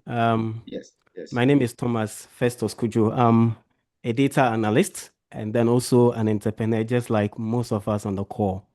Yeah. Right. I've been doing analytics for the past almost like 7 years. So I started my career in investment banking with Data Bank Financial Services, where I was a relationship manager or an investment advisor, where I help people to make right investment decisions. So I worked with them for almost 3 years. Then I moved to Zenith Bank as a finance analyst. Then I became the lead for strategy and performance, where we apply analytics to drive business decisions within Zenith Bank. From there, I moved to Ghana Deposit Protection Corporation as a senior data analyst, and that is where I am working currently. Aside that, I also have my own training company that focuses on anything relating to data and AI. So we have boot camps and courses on data analytics, business intelligence, data science, and artificial intelligence as well. So when you go to firstman.io, we have a lot of courses on data analytics and artificial intelligence, right? And as the founder of Firstman, I lead most of our marketing strategies, marketing stuff, everything that we do regarding marketing. This is something that I also handle. So what I'm going to All run you right. through is how. So just a quick through on the data so that you can proceed. So we have about 31% or 31 of them saying they are entrepreneurs, and then 10% saying they are co-founders, and then we have sales and marketing representing about 6.8. So yeah, there are mixed founders and then marketers who are on the platform, and then we also have freelancers among us. Okay, that's fantastic. That's fantastic. So this is an example of data-driven decisions, right? So even presentations, everything that you do within your marketing workflow would involve the use of data. Okay, that's the more reason why we need to have this conversation. So I'm going to run you through how you can leverage data analytics in your marketing decisions. So let's get started. Now, first, we are going to look at why marketing and why it matters for us to leverage data in our marketing, or why marketing analytics, right? So I'm going to run you through some statistics. So 80% of consumers currently, 80% of consumers interact, or 80% of customers' interactions are shaped by data-driven personalization. At the moment, most of the products that you see, most of the marketing campaigns that we see today are being driven by how customers interact at the moment. Now, everything has become digital. So every strategy that you come up with as a marketing professional, as an entrepreneur, or as a freelancer should be driven by data. And this is when you'll be able to provide customers with personalized experience, because right now, the competition out there is very, very tough. So for you to stand out, you need to make sure you come up with a personalized experience that is going to resonate with your customers. And you'll be able to do that when you leverage data. Without data, there's no way you'll be able to personalize the experience for your customers. And that's the more reason why we need to talk about marketing analytics, right? The other thing that we are going to also look at is this insight from McKinsey, which says that companies that are using customer analytics are 2 times more likely to generate above average profits. So you are competing with a company in the same industry and you are not leveraging data, but other companies leveraging data, that company stands the chance of multiplying their income or profit as compared to a company that doesn't leverage data analytics. And that's the more reason why, regardless of the size of the organization, you need to learn how to leverage data. The challenge for us at the moment hasn't been the availability of data. At first, the challenge most organizations have is how to collect data. But at the moment, we have a lot of tools that are available for you to collect data. And customers currently have footprints or digital footprints. You can track your customers from wherever they are, from the moment they visit your site, where they go to after visiting your site, and even where they came from. You can attract or you can track all of them. So this is not a challenge at the moment, but how to leverage that data to make data-driven decision is the challenge that we are facing currently. So if you don't do that, this is what competitors are going to do to you, or in terms of performance, how they are going to perform ahead of you. Then businesses that are also leveraging high-level analytics are 19 times more likely to be profitable than companies that don't use data analytics. This is really profound, right? So whatever that you do currently, if you are in charge of decision making within your organization, or you're a customer facing organization, you need to find a way that you can leverage data analytics in everything that you do. And that's the more reason why we need to talk about marketing analytics today. And here, what we are saying is that being data driven, that means that you are making decisions based on what the data is telling you instead of just using your own experience and then intuition. So at the moment, if you want to run any campaign, let's say, let's run a campaign on LinkedIn or maybe on X or TikTok, this shouldn't just be based on your own intuition or your own experience. It should be backed by measurable evidence, which shows that, yes, this is the platform that we need to go to, and even why we need to go to this platform. So you don't have to base your decisions, they just based on trends, right? Just like the previous presentation, it's not just about trends, so we are all jumping into it. You should have your own strategy, right? And your strategies are also going to be informed by measurable evidence that you have. Okay. So let's look at the big picture. So you're looking at the 3 steps that you have to go through in order to leverage data analytics, right? One is tracking the right data. So here, as a business, you need to focus on the KPI or the metrics that drives your business. Most of us, just like the initial presentation, if you don't have strategy, all these things will not be in place. But if you have a strategy, you would know the key performance indicators that you have to be tracking. You need to know the metrics that really drives or impacts your business. So for you to be able to leverage data analytics, it is very key for you to identify what drives your business. And this is going to inform the decisions that you are going to make going forward. So one of the key things to success in leveraging data analytics for decision making is to know the key metric or the KPI that really drives your business decisions. You also need to look at the right tools, right? At the moment, like I said, collecting data isn't a problem for most organizations because now almost all the social media platforms allows you to collect data by your customers, your followers, your impressions, the number of people who have commented, who have liked your post, everything that you do on most of these platforms can be tracked. But sometimes using the right tool is also a problem or a challenge for most organizations. And this is also one of the ways that you'll be able to leverage data analytics by making sure you are using the right tools out there.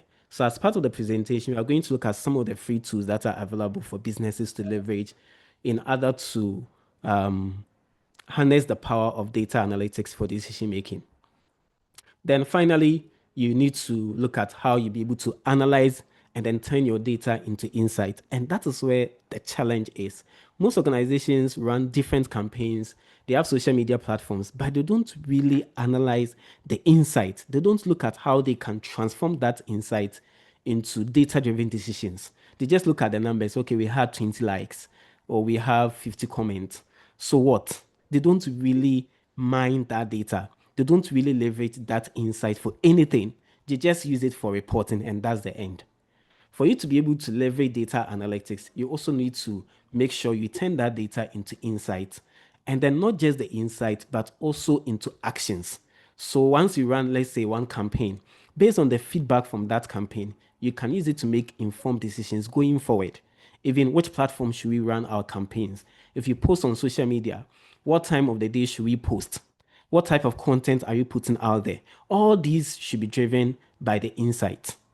But most of us, we don't do anything. We just feel like posting, others are posting, then we just go ahead and also post in line with trends, right? So for you to be able to leverage data analytics, these are the 3 things that will lead you to success. 1, tracking the right data. 2, using the right tools. And 3, analyzing and refining your marketing strategies as you go along based on the insight that you are getting. Now, we talked about tracking the right data, right? So we are going to dive into each of them. So let's start with what data to track. As a business, if you want to leverage data analytics, first you need to have the data. If you don't have data, there's no way you can leverage data analytics because everything starts with data, right? And like I said, the first thing you need to do is to determine the kind of KPI or metric that you want to track. So what data do you need to track as a business if you want to leverage data analytics? Here we are looking at 4 different types of data. One is behavioral data, and this has to do with your customers, right? When your customers visit your website, what did they do? When you send an email to customers, do they open your emails? Do they click on the links? You need to understand their behavior, right? When they visit your website, where do they go first? What has been their purchase history? Do they buy from you? When they buy from you, what is their preferred payment options and all of that? You need to understand all of these about your customers, about what they do, what their interactions are when they visit your digital platforms. We also have demographics. You also need to get information about your customers. For example, their gender, their age, their income, their location, their education. You need to know all of these. These are the things that are going to inform how you are going to approach and even sell to them. The marketing campaigns that you are going to run. Which people are you running the campaign for? Depend on the age of your customers, you need to run different campaigns. Depend on the location of your customers, you will know where to target your marketing campaigns. Depend on the income, it can also help you in pricing some of the promotion packages that you offer and everything. So you need to also know more about your customers in terms of their demographics. Then transactional data. This is also key. This helps you to understand what customers are buying, what payment option works for them, what type of product do they prefer, right? You need to get all this information. And now, like I said, we have a lot of platforms that allow you to be able to track this. First, people have to pay physically. Now, most companies have digital platforms where you can go, you buy things, and it captures their data. So at Firstman, for example, our courses that we offer are online based. We have people who go to our website and then if they want to sign up for a course, they pay using Paystack. From that platform, we get to know the details about customers, which kind of courses they are buying, which payment options are they using to make the purchase, and all of that. So, transactional data is also something that you need to pay attention to if you want to leverage data analytics in your business. Then we also have, let me minimize this. Then we also have psychographic data, and this is about getting to understand why your customers act the way they do.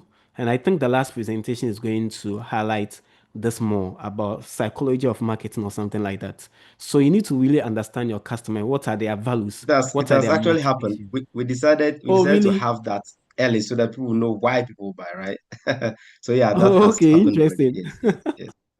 Okay, that's interesting. It makes this point easier. So we need to understand our customers, right? What their behavior like their lifestyle, what are their attitude, what are their values, what motivate them, what are their interests. These are the things that would also help you to know how you are going to approach your marketing. Okay, so these are the 4 types of data that you need to track, right? If you want to leverage data in your marketing strategies and marketing decisions.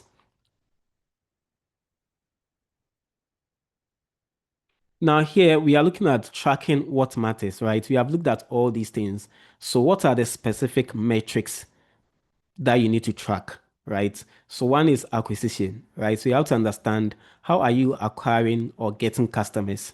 As a business, you have to understand how you are getting new customers, right? Is it through referrals? Are they coming in through your social media platforms? Are they through the marketing campaigns that you run? You need to understand all of these. And this is going to influence your marketing strategies, the kind of campaigns, and even the platforms that you need to market. We need to understand these things. You also need to be looking at engagement. Are people interested in what you offer? When you post online, how do people react to different kinds of content that you share out there? This is something that you also be tracking. So you'll be able to continue doing what spikes engagement or interest in your audience or your target market. Then conversion. Are they buying from you? When they visit your website, when they engage with your social media content, do they buy final? Because that's the end point. Making sure that you are converting people to become your customers. This is something that you also need to be tracking because sometimes on social media you can see that people are engaging with your post and everything, but they are not converting. This is something that you also need to be tracking. And then finally, we are looking at retention. Once you have converted people to become customers, are we retaining them? Because it is expensive getting new customers than retaining existing customers, right? So you have to also look at, are you retaining your customers or your customers are churning? When new customers come in, that's the end. They just buy once from you and that's the end. This is something that you also need to be tracking if you also want to leverage analytics in your business. You have to get information about all of these. Are you retaining your customers? Is it that when they buy one product, that's the end, they don't come back again? this is something that can also provide you with some insight that is going to influence your marketing decisions. So you can think about this as a customer journey. Attracting them, that's the acquisition. Making sure that you maintain their interest, that's the engagement. And then buying from you, that's the conversion. And then returning, and that's about retention, right? And what happens most of the time is that companies are interested in chasing new customers, but we ignore the people who are already our customers. And those people, they are not very difficult to retain them. But getting new customers, especially around this time, is very difficult. And that's where most companies are actually chasing. But based on marketing analytics, it can tell you how much it costs to retain or get new customers, and that can influence your marketing decisions. So let's look at the market customer acquisition metrics. So if you want to measure your customer acquisition, what kind of KPIs do you need to focus on? Right, one is cost per acquisition. So if you get a new customer, how much does it cost for you to get a new customer? Okay, this is something that you have to track. Is it expensive to acquire new customer? Okay, you need to do all of these. You need to do all those analysis, right? How much does it cost? And we call it cost per acquisition. Okay, how much do you spend in acquiring new customers? So for example, if you run a marketing campaign or social media marketing campaign, a lot of people are going to engage, but at the end of the day, how many people are becoming your customers, and how much does it cost for you to get those customers? So here we have an example. Let's say you run a Facebook ad and you get like 5,000, you spend like 5,000 cities and you get 50 customers. In terms of your cost per acquisition, it costs you 100 cedis per customer, right? This is something that you need to focus on in your business in terms of measuring acquisition. The other thing that you can also be tracking in terms of customer acquisition is traffic sources. Where are your customers finding you? On social media, on Google search, referrals, or word of mouth, right? You go for events, people come around to ask questions, and that's when you tend to get these customers. You need to understand your traffic sources. What channels bring the most customers to you, and what channel even brings the best quality customers? You have to know all of these. So there are some platforms you get some customers when they come in, they are stubborn customers, right? So you need to know which platform is giving you the best quality customers, right? And then you also have to understand your lead quality. There are some platforms that can give you lead. These are potential customers. Not all the leads are equal, right? You have to track which source is giving you serious buyers as compared to other platforms. So for us at First Man, for example, we notice that mostly when we run Facebook campaigns, like when we are promoting our programs, we use different channels like LinkedIn and others. We notice that the customers that we get, or the leads that we get from Facebook, mostly they are not serious customers. That's based on our own experience. But if you compare to LinkedIn, for example, mostly people who reach out to make inquiries and others, these are quality lead that eventually turns into customers. But Facebook, especially when you run an ad, you have a lot of people who reach, especially when you use WhatsApp as the destination. You get a lot of people who reach out. How much is this program? That's the end. Some will just come, hi, you won't hear anything again. Hi, you respond, they will never get back. Right? So you also need to understand the lead quality and which platform is giving you the serious bias. And that's going to influence your marketing decisions and everything that you do as a business. Now, we also talked about engagement as one of the things that you need to be tracking. Now, in terms of engagement, what are we looking at? We are looking at your website engagement, right? So when people visit your website, what time do they spend on your website? What pages do they go to visit? Which sources are they coming from? And what's the bounce rate? And this is about people just visiting your website. Immediately they visit your website, then they go away. You need to be tracking all of these. And if you take platforms like Google Analytics, it allows you to be able to track this. Either you are using an app or a website, you can track it easily on Google Analytics. We also look at your social media engagement, right? When you post on platforms like LinkedIn, how are people reacting or responding to your post, the content, and everything that you share? So what's your engagement rate? What are the impressions? What are the likes? What are comments? What are the shares? How many people are saving your post? If you have video content, what are the view rates? What is the completion rate? And currently, video is dominating the internet traffic, right? So if you take platforms like TikTok, YouTube Short and all of that. LinkedIn is now, they have introduced it already. LinkedIn Short and all of that, where you can share videos and all of that. You can be tracking all of these as part of your engagement metrics. Then we also have emails. So if you do email marketing, you might also want to look at the performance of your email campaigns, right? Are they generating the kind of conversations, the kind of likes and engagement that you want? How many people are opening your emails? If you have links in there, how many of them are clicking? So if you take platforms like MailChimp, Kate, SendPulse, all of them have those analytics feature where you can track the performance of your emails. This is going to help you a lot to know what time of day do you need to post, right? What kind of content do customers really engage with? In terms of your click rate and then opening rate, what kind of content really resonates with customers? And that's something that is also going to help you a lot. And then we also look at the conversion metrics, right? We look at the conversion rate. So here we are looking at the percentage of people who visit your website, how many of them eventually turns into customers. So if you have your website, you have like 20 people visiting your website. At the end of the day, you have 5 sales. In terms of your conversion rate, we just look at the 5 divided by the 1,000 people who visited your website. We have an example here. Maybe you have 100 people who made a call, like call to make inquiries. Out of that 100, you have 5 people who eventually signed up or purchased your product. Your conversion rate is going to be 5%. That's something that you can also be tracking, and it's going to influence how you market. So it means that for you to increase your sales, you need to increase the number of visitors, right? If you want to increase your conversion rate, you have to increase the number of people who visit your website. If it's about calls, the people that you call, okay, maybe you call 100 prospects. Out of that 100, you have 20 of them signing up. You know your percentage. So anytime you want to increase your conversion rate, you know what to do. It means you have to make more calls, right? Then we also have average order value. You need to understand how much customers are spending on your orders or your product. Okay, you have to look at all of that. We also have sales by channel. You have to track the performance on the different channels, which social media platform is giving you more sales. Here we are not looking at the likes, the comments, and those things. Those are just metrics. But as a business, we are looking at your sales. Those platforms, which ones are getting you the sales? You need to understand all of these as part of your conversion metrics.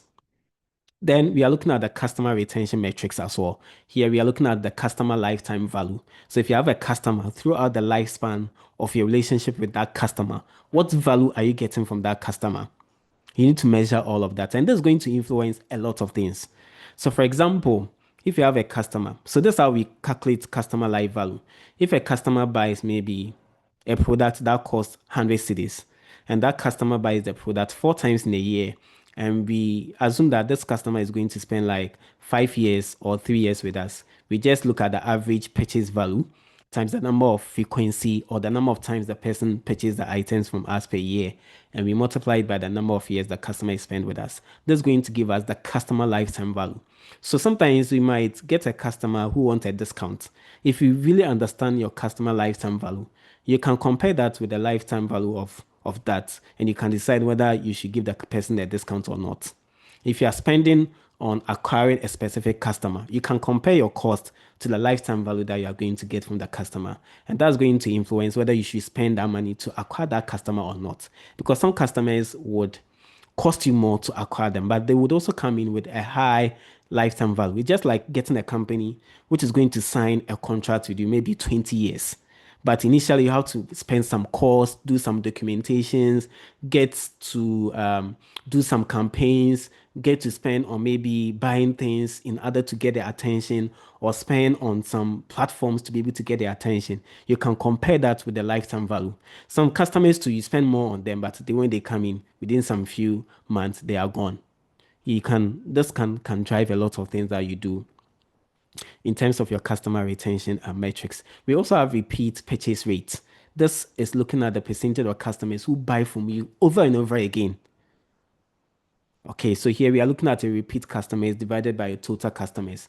What is your repeat customer rate? So you have 100 customers. 50 of them are people who buy from you most of the time. You can calculate a repeat customer rate, and this is going to really help you in driving your marketing decisions.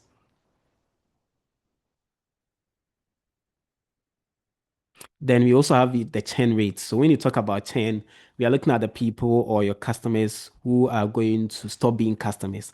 They'll stop buying from you. As a business, you have to also understand your churn rate. Even before a customer churns, as a business, if you really leverage analytics, it should tell you that this customer is likely to churn, right? And you also have to know that getting new customers is expensive as compared to keeping an existing ones.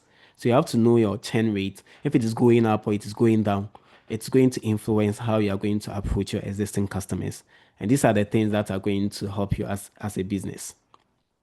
Now, once you have all these metrics, it all boils down to analyzing them, right? So as a business, if you want to analyze your data, okay, in refining your campaigns and improving the return on your investment, you need to analyze your data. When it comes to data analytics, we have 4 types of data analytics that you can perform as a marketing professional or as a business. You can perform what is known as descriptive analytics. So with descriptive analytics, as a business, you just want to analyze your historical data to understand what happened. So as a business, you can go to your social media platforms. Over the past 5 years, what has been our engagement? What was our number of followers? How many likes have we received so far? Which platforms is giving us the highest revenue or highest number of followers or customers? It's all about understanding what has happened in the past. And that is when we are doing descriptive analytics. Then we also have another type, which is diagnostic analytics. So this, we are digging deeper to understand why did it happen. So maybe based on your descriptive analytics, you have noticed that your number of followers are going down or your number of customers have been going down. When new customers come in, they spend just one or they buy just one item and that's the end. You don't hear from them again. When you are doing diagnostic analytics, you want to dig deeper to understand why is it that when customers come in, maybe you are having a subscription-based product. Why is it that when customers subscribe for just 1 month, they cancel their subscription afterwards? So when you are doing diagnostic analytics, you want to understand, you want to dig deeper to understand why customers are behaving that way. You want to understand why is it that our sales have been going down. These are the kind of analytics that can give you a lot of insight and can influence a lot of things that you do as a marketing professional. Then we also have predictive analytics, and this is about predicting, like as the name implies, it's about forecasting, predicting what could happen or what will happen in future. So as a business, you can also leverage data analytics to build a model or a machine learning models that can even predict what customers are likely to buy next. That can even predict which customers are going to churn, right? This can also provide you with a lot of insights. And then we also have prescriptive analytics. This is about recommendations.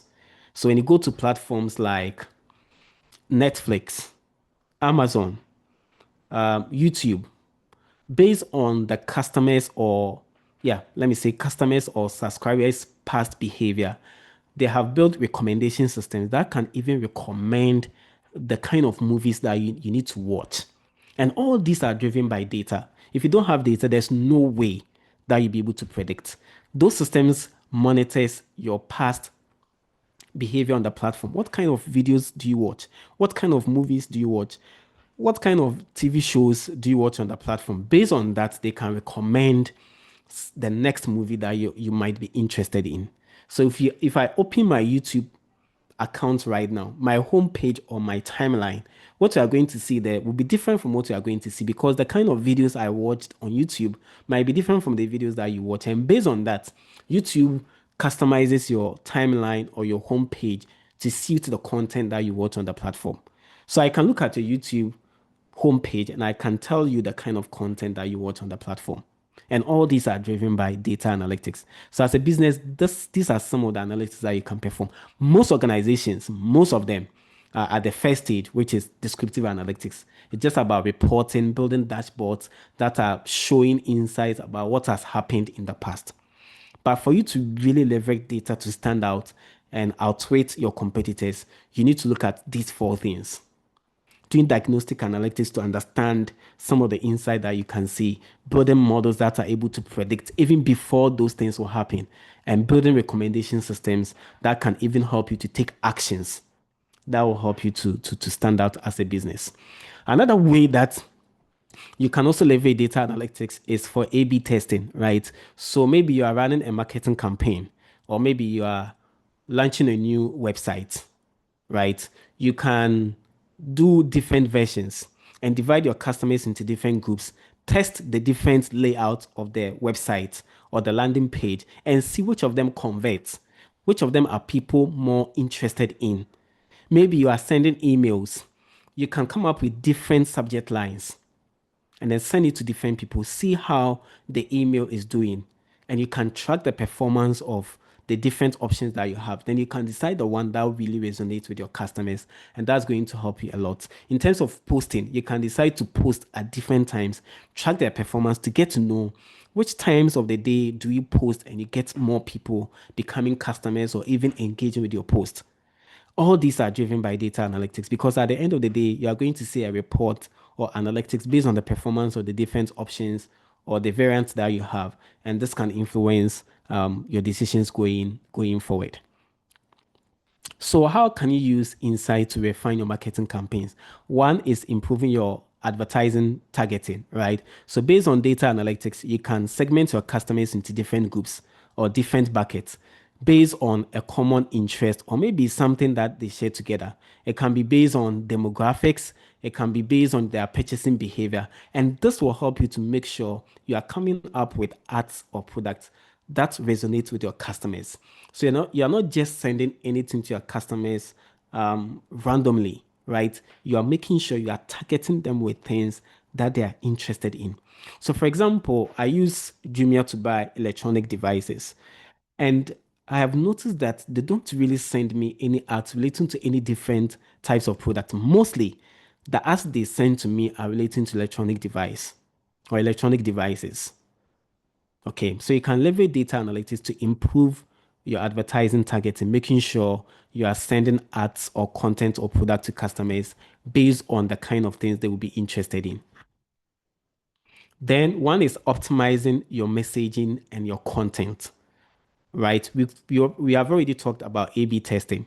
You can use platforms such as MailChimp to personalize your content based on the behavior of your customers. And this helps you to optimize your content that you put out there. Another strategy that you can apply is adjusting your marketing channels. So through data analytics, you can analyze the performance of the different marketing channels that you have. See the one that gives you more customers or that gives you more or a better return on investment, and focus on those platforms. Because remember, you spend money in running your marketing campaigns, you spend time. So as a business, you have to focus on the platforms that give you the highest return on investment. And you'll be able to realize or see that when you apply data analytics. So when you are able to apply analytics, it helps you to adjust your marketing and focus on the platforms that give you the highest return on investment. For us, Facebook ads have not been working for us. Right. So what have we done? We have decided to not focus so much on that. Most companies would rather spend time and resources on platform. That doesn't work. Though initially, maybe if you're a new business and you are trying to build a brand, yes, you might try to capitalize on all these platforms. But as you go along and you have data backing everything, you can just zoom in on the platforms that are working for you. There's no reason for you to focus on platforms that are not working. Now, we are diving into the tools that you can leverage for your data analysis and data collection, right? As a business when it comes to your marketing.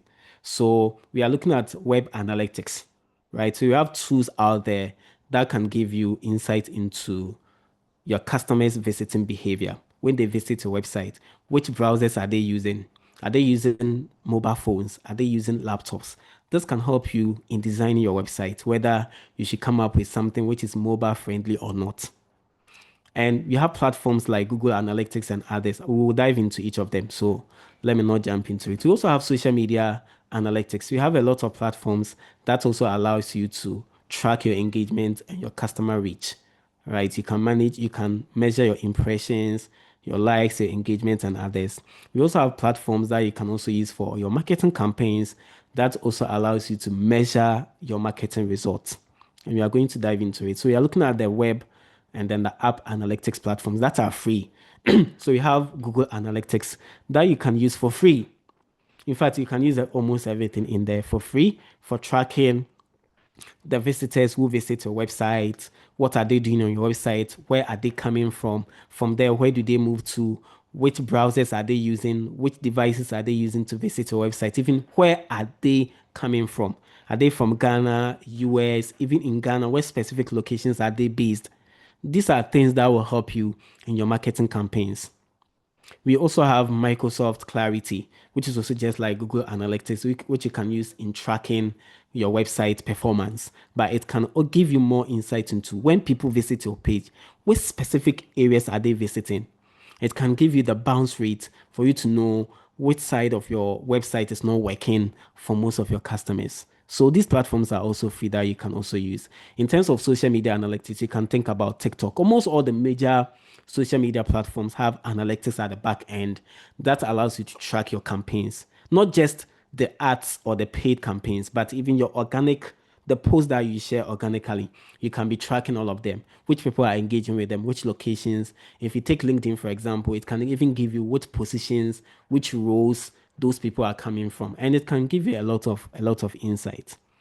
We can also talk about now we have yes, Festus, yeah. time is fast spent, so yeah, we take some 5 minutes to wrap up and then Oh, I'm so that just we left with can. just one or two Oh, slides. okay. Yeah, All right, yeah. that's fine. Yeah. All right.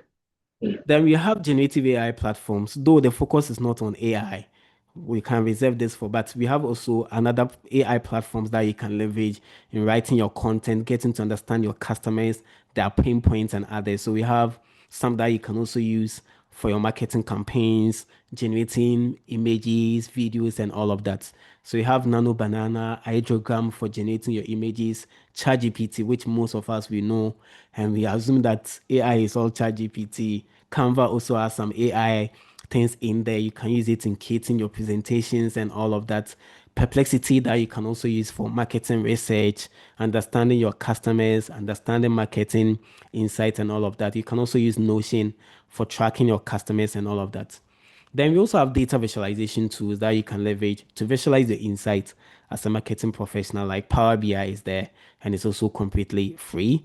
We also have Google Data Studio or Looker, which you can also use. And you can link this directly to your Google Analytics that can help you to come up with dashboards that you can use in tracking your marketing performance. And then we also have Canva, which also comes with infographics, charts, and others. And Canva can also use in website analytics because you can also build websites. This is the platform that we use for creating all our landing pages. It also gives you insight about where people are coming to visit your website, the likes, the time they spend on the platform, and all of that. And then we also have Google Sheets and all these tools, except Canva, which has some few restrictions as to some of the things that you can do with a free account, but it's also not expensive. And that is the end of my presentation. So, guys, thank you so much. If you have any questions, available. So, guys, thank you so much. Oh, Amazing stuff. so let's give them some round of applause. Let's show their hands and let's see. Yeah. All right. Thank you very, very much. So these are three wonderful facilitators or speakers that we've had so far presentation. So Sylvester, take us to let's go. Yes, yes. Firstly, thank you so much. I think we've provided a 360 kind of conversation today. We've given a very comprehensive. Somebody reached out to me and said, "Wow, you guys are having this targeted webinar, right? You are talking about why people buy, strategies to buy, and data and all of that." And I was like, "Yes, these are some of the things we need to learn to be able to grow our businesses." And believe you me, sometimes when you need some of this, and like what Dapa just shared, what Festu just shared, what Philemon shared, most of these things you can actually pay thousands of Ghana cedis to be able to hear them, but they've been generous to share them with us. We are going to go straight into the Q&A. We are going to take just 3 questions because of time. Now, please know that we are going to create a page that we can continue to engage so that if you have any questions, you can ask them. So we're going to do just 3 questions, and I'm going to take the first question. My first question is to Festus, right? What's type of product or services do you have in case I'm a business person here and I will need you to help me with tracking my data and leveraging data to be able to grow my business? What does First Man provide to be able to do that? Also, the same thing for Dapa. If I need a marketing strategy, are you in a position to help me draw one? Are you able to help businesses come up with marketing strategies that work?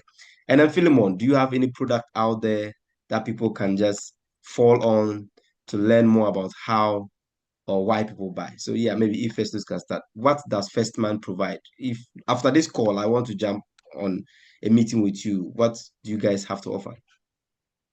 Okay, yeah. So like I said initially, we offer boot Yeah. camps and courses on Okay. data analytics, business intelligence, and artificial intelligence. And Mm. aside this, we also offer consultancy services for organizations. So if you want to analyze your data, right, and you don't have internal team or analytics guy to help you with that, you can outsource it to us. In fact, it's something Um, that we do for big organizations. Can you hear me? Yeah, you can hear. yes. Okay. Yes, so that's something that we do for big organizations as well as small organizations. So if you Mhm. want to learn Right. how to leverage or use data analytics in your business, maybe you have some data, you want to build a dashboard or report that can give you a 360-degree overview of what is happening with your customers, right? We can help you to put your data into compelling and automated dashboards. So you don't have to even spend time every time analyzing your data. We can automate your analytics for you by building a dashboard for you. If you also need to train your team on how to leverage data analytics in everything that they do, you can also do an internal training for your team as well. If you also need talent, maybe you are now starting and you need talent to help you with your data analytics. We have a lot of people that we have trained, both professionals and graduates that are available. You can also speak to us. We can outsource some of our students to you. In fact, just last month or two, one company reached out and we gave the company one of our data scientists, right? So we are available if you need any team or any talent regarding data and AI. You can speak to us. If you want to train your team, if you also need data analytics solution, you can also speak to us and we'll be able to help you with that. Yeah. Awesome, awesome. So we shared the First Man page on the chats on the chats. You can follow them and reach out. If you want to also send a number that people can reach out to you, please do that on the page. Yes, Dapa, if anyone wants to come up with a strong, workable marketing strategy, what do we do? Yeah, so basically, when you are developing the marketing strategy, it's really not cast in stone. Mm. A lot of conversations have to go around to understand um, what the business strategy is, what the business wants to achieve before we can understand how to now develop that marketing strategy that will help you win, depending on even the staff and the leadership style and the management style that you run. So it is a whole conversation that needs to be had for you to be able to come up with a strategy that will stand the test of time. And these are things that I Okay. do. So, Okay. I mean, people So can people get can in book touch with sessions. So me. people can book sessions with you. Okay. Yes, Hopefully yes, you can book a this session with time me. around, you guys will not go and take the first time for free. I'm sure he has some of these things. There are packages that come with it. So please be willing to pay for some of these things. They are very, very powerful. Philemon, anything we should expect? Yeah, Victoria sorry, is Dapa. asking if it Sorry, is Dapa. free. If it is Huh? Victoria is asking if it is free like Google Analytics. No, no. I believe some of these things, because of their time, resources, energy, and that, Uh, yes, something small. They are all supporting businesses. I know that the part, Festus, and all of us, we are all passionate about supporting our local businesses to thrive and do well. I believe that there is that aspect of them. So I'm not sure the charges will be something that you cannot pay. So please go to them. I'm sure that they will be very lenient with you with the prices. Yes, Philemon, anything we should expect in the future?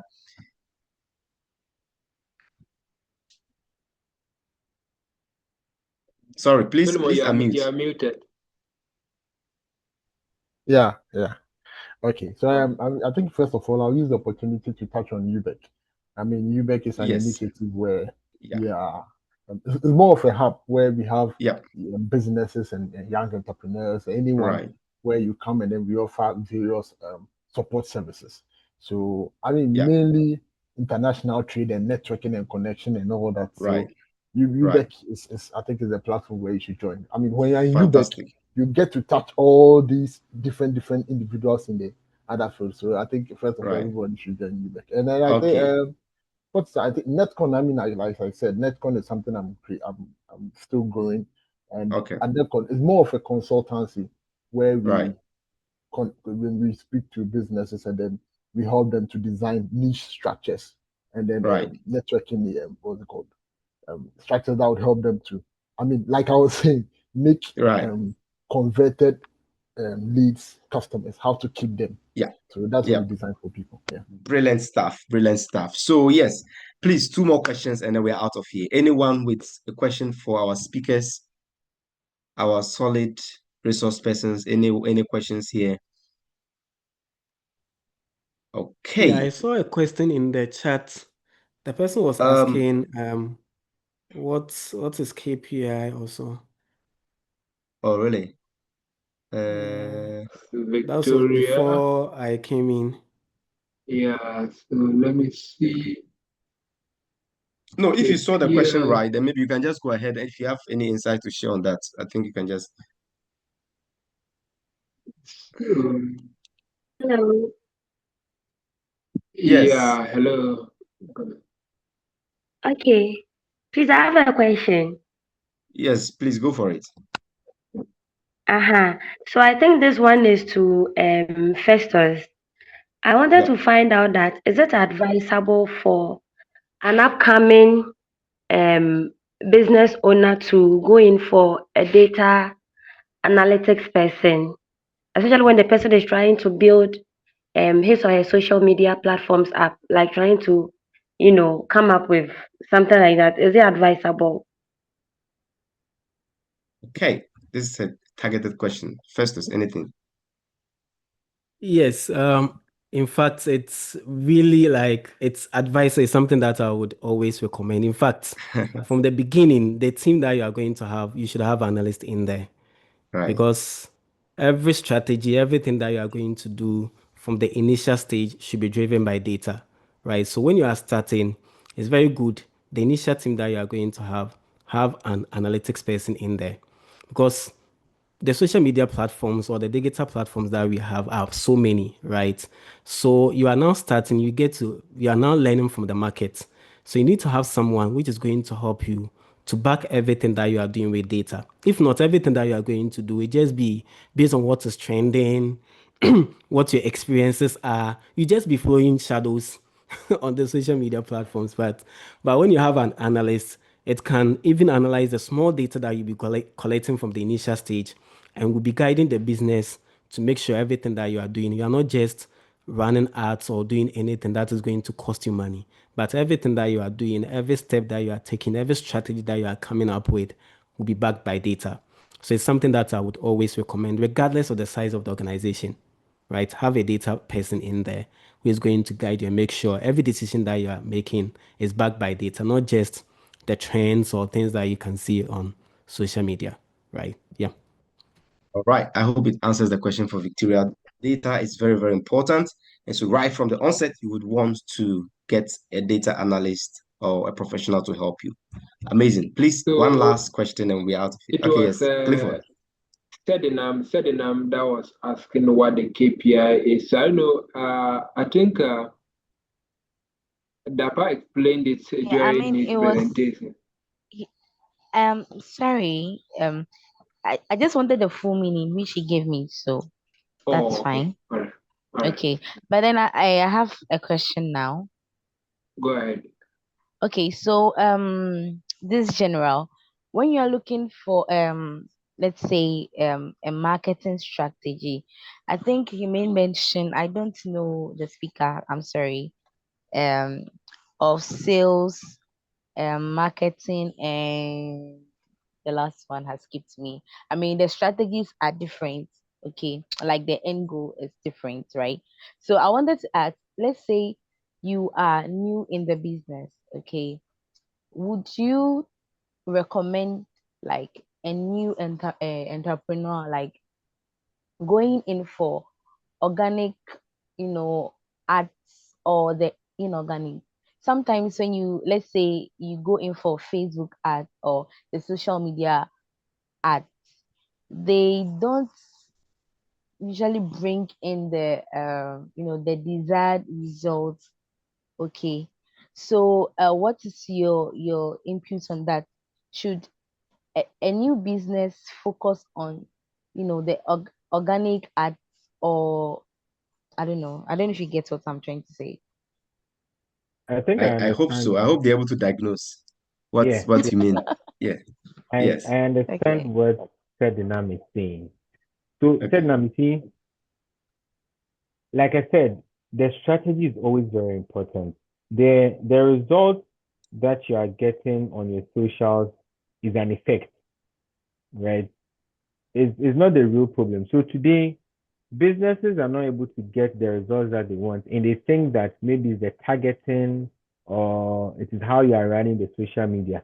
Sometimes it's not how you're running the social media, it is the kind of copy, the kind of content that you're putting out there. You Mm. see? So for a business that sells, let's say, mobile phones, no, let's say shoes, right? Yeah. The artwork that you have put out there is that we make the best shoes in Ghana. You have put all the functionality of the shoe and you're running the ad.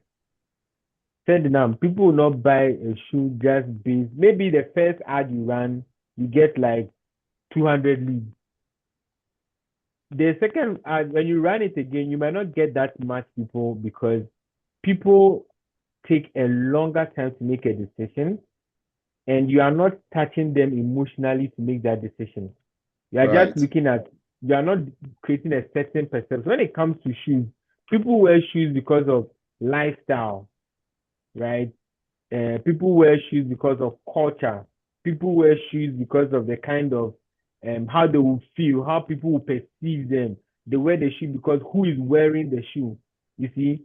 So you have to variate your ad based on the strategy. So the first thing is, what is your marketing strategy for this business? Then you start running different ads and you now start testing them. You have to be doing like the data analytics, right? You need to get so you can run A/B testing ads, see which ads are reacting more with the people, right? Which ads are reacting less or people are reacting less to. Then you understand the kind of content that the people add, that the people want. Do do webinars, do Mm. short videos talking about how you would feel when you wear the shoe, the aesthetic part of the shoe. Like you see, it's a whole funnel. So let me be a little bit technical. So there's a funnel, right? At the top of the funnel, you gather people to for awareness. So top of the funnel is awareness. Middle of the funnel is where you give people information about the product. Then bottom of the funnel is where you give them the opportunity to make the exchange. So where you give them the opportunity to make the exchange, that's the sales bit of it. But the marketing bit is general awareness, functionality. Yeah. So when you are selling, what are you doing to create a general awareness? What are you doing to help them make a decision? So if you Right. just look at running ads, you lose out because you are just looking at activities and you're not looking at strategy. You see, so it's a whole the psychology of marketing and the psychology of selling is a big thing. People will not just Yeah. buy.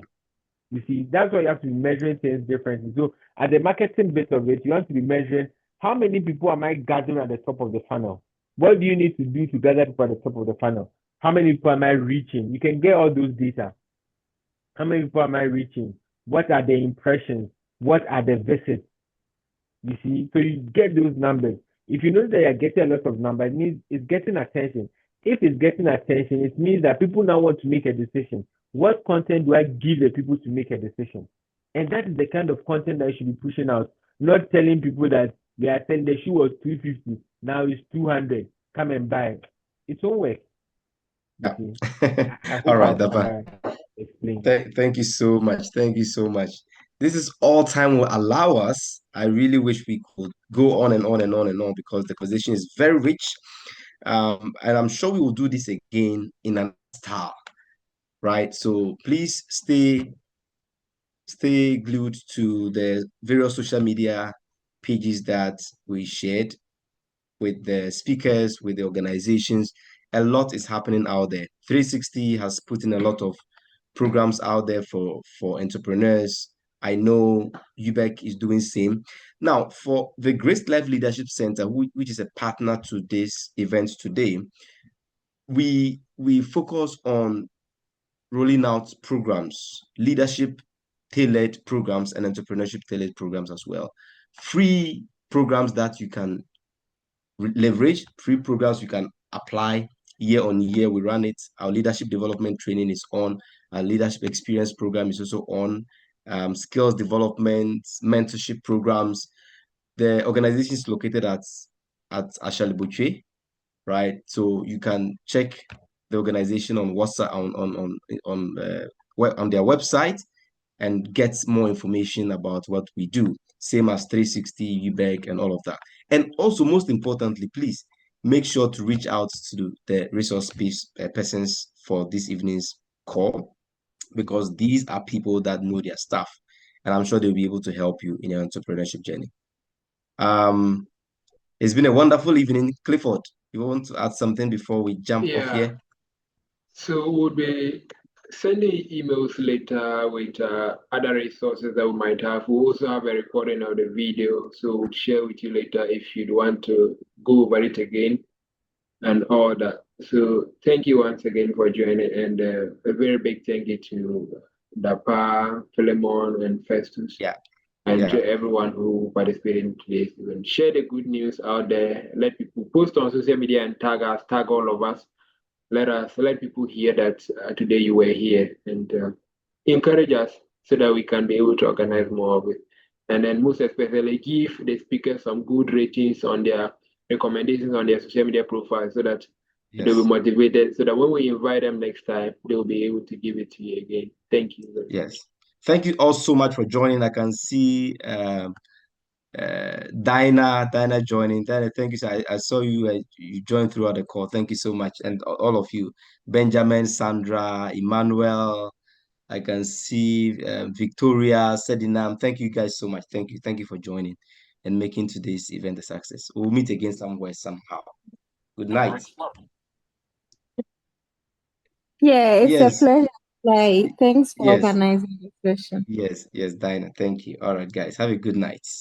Yeah, you too. Bye. All right. Good night, guys. Good night. All right.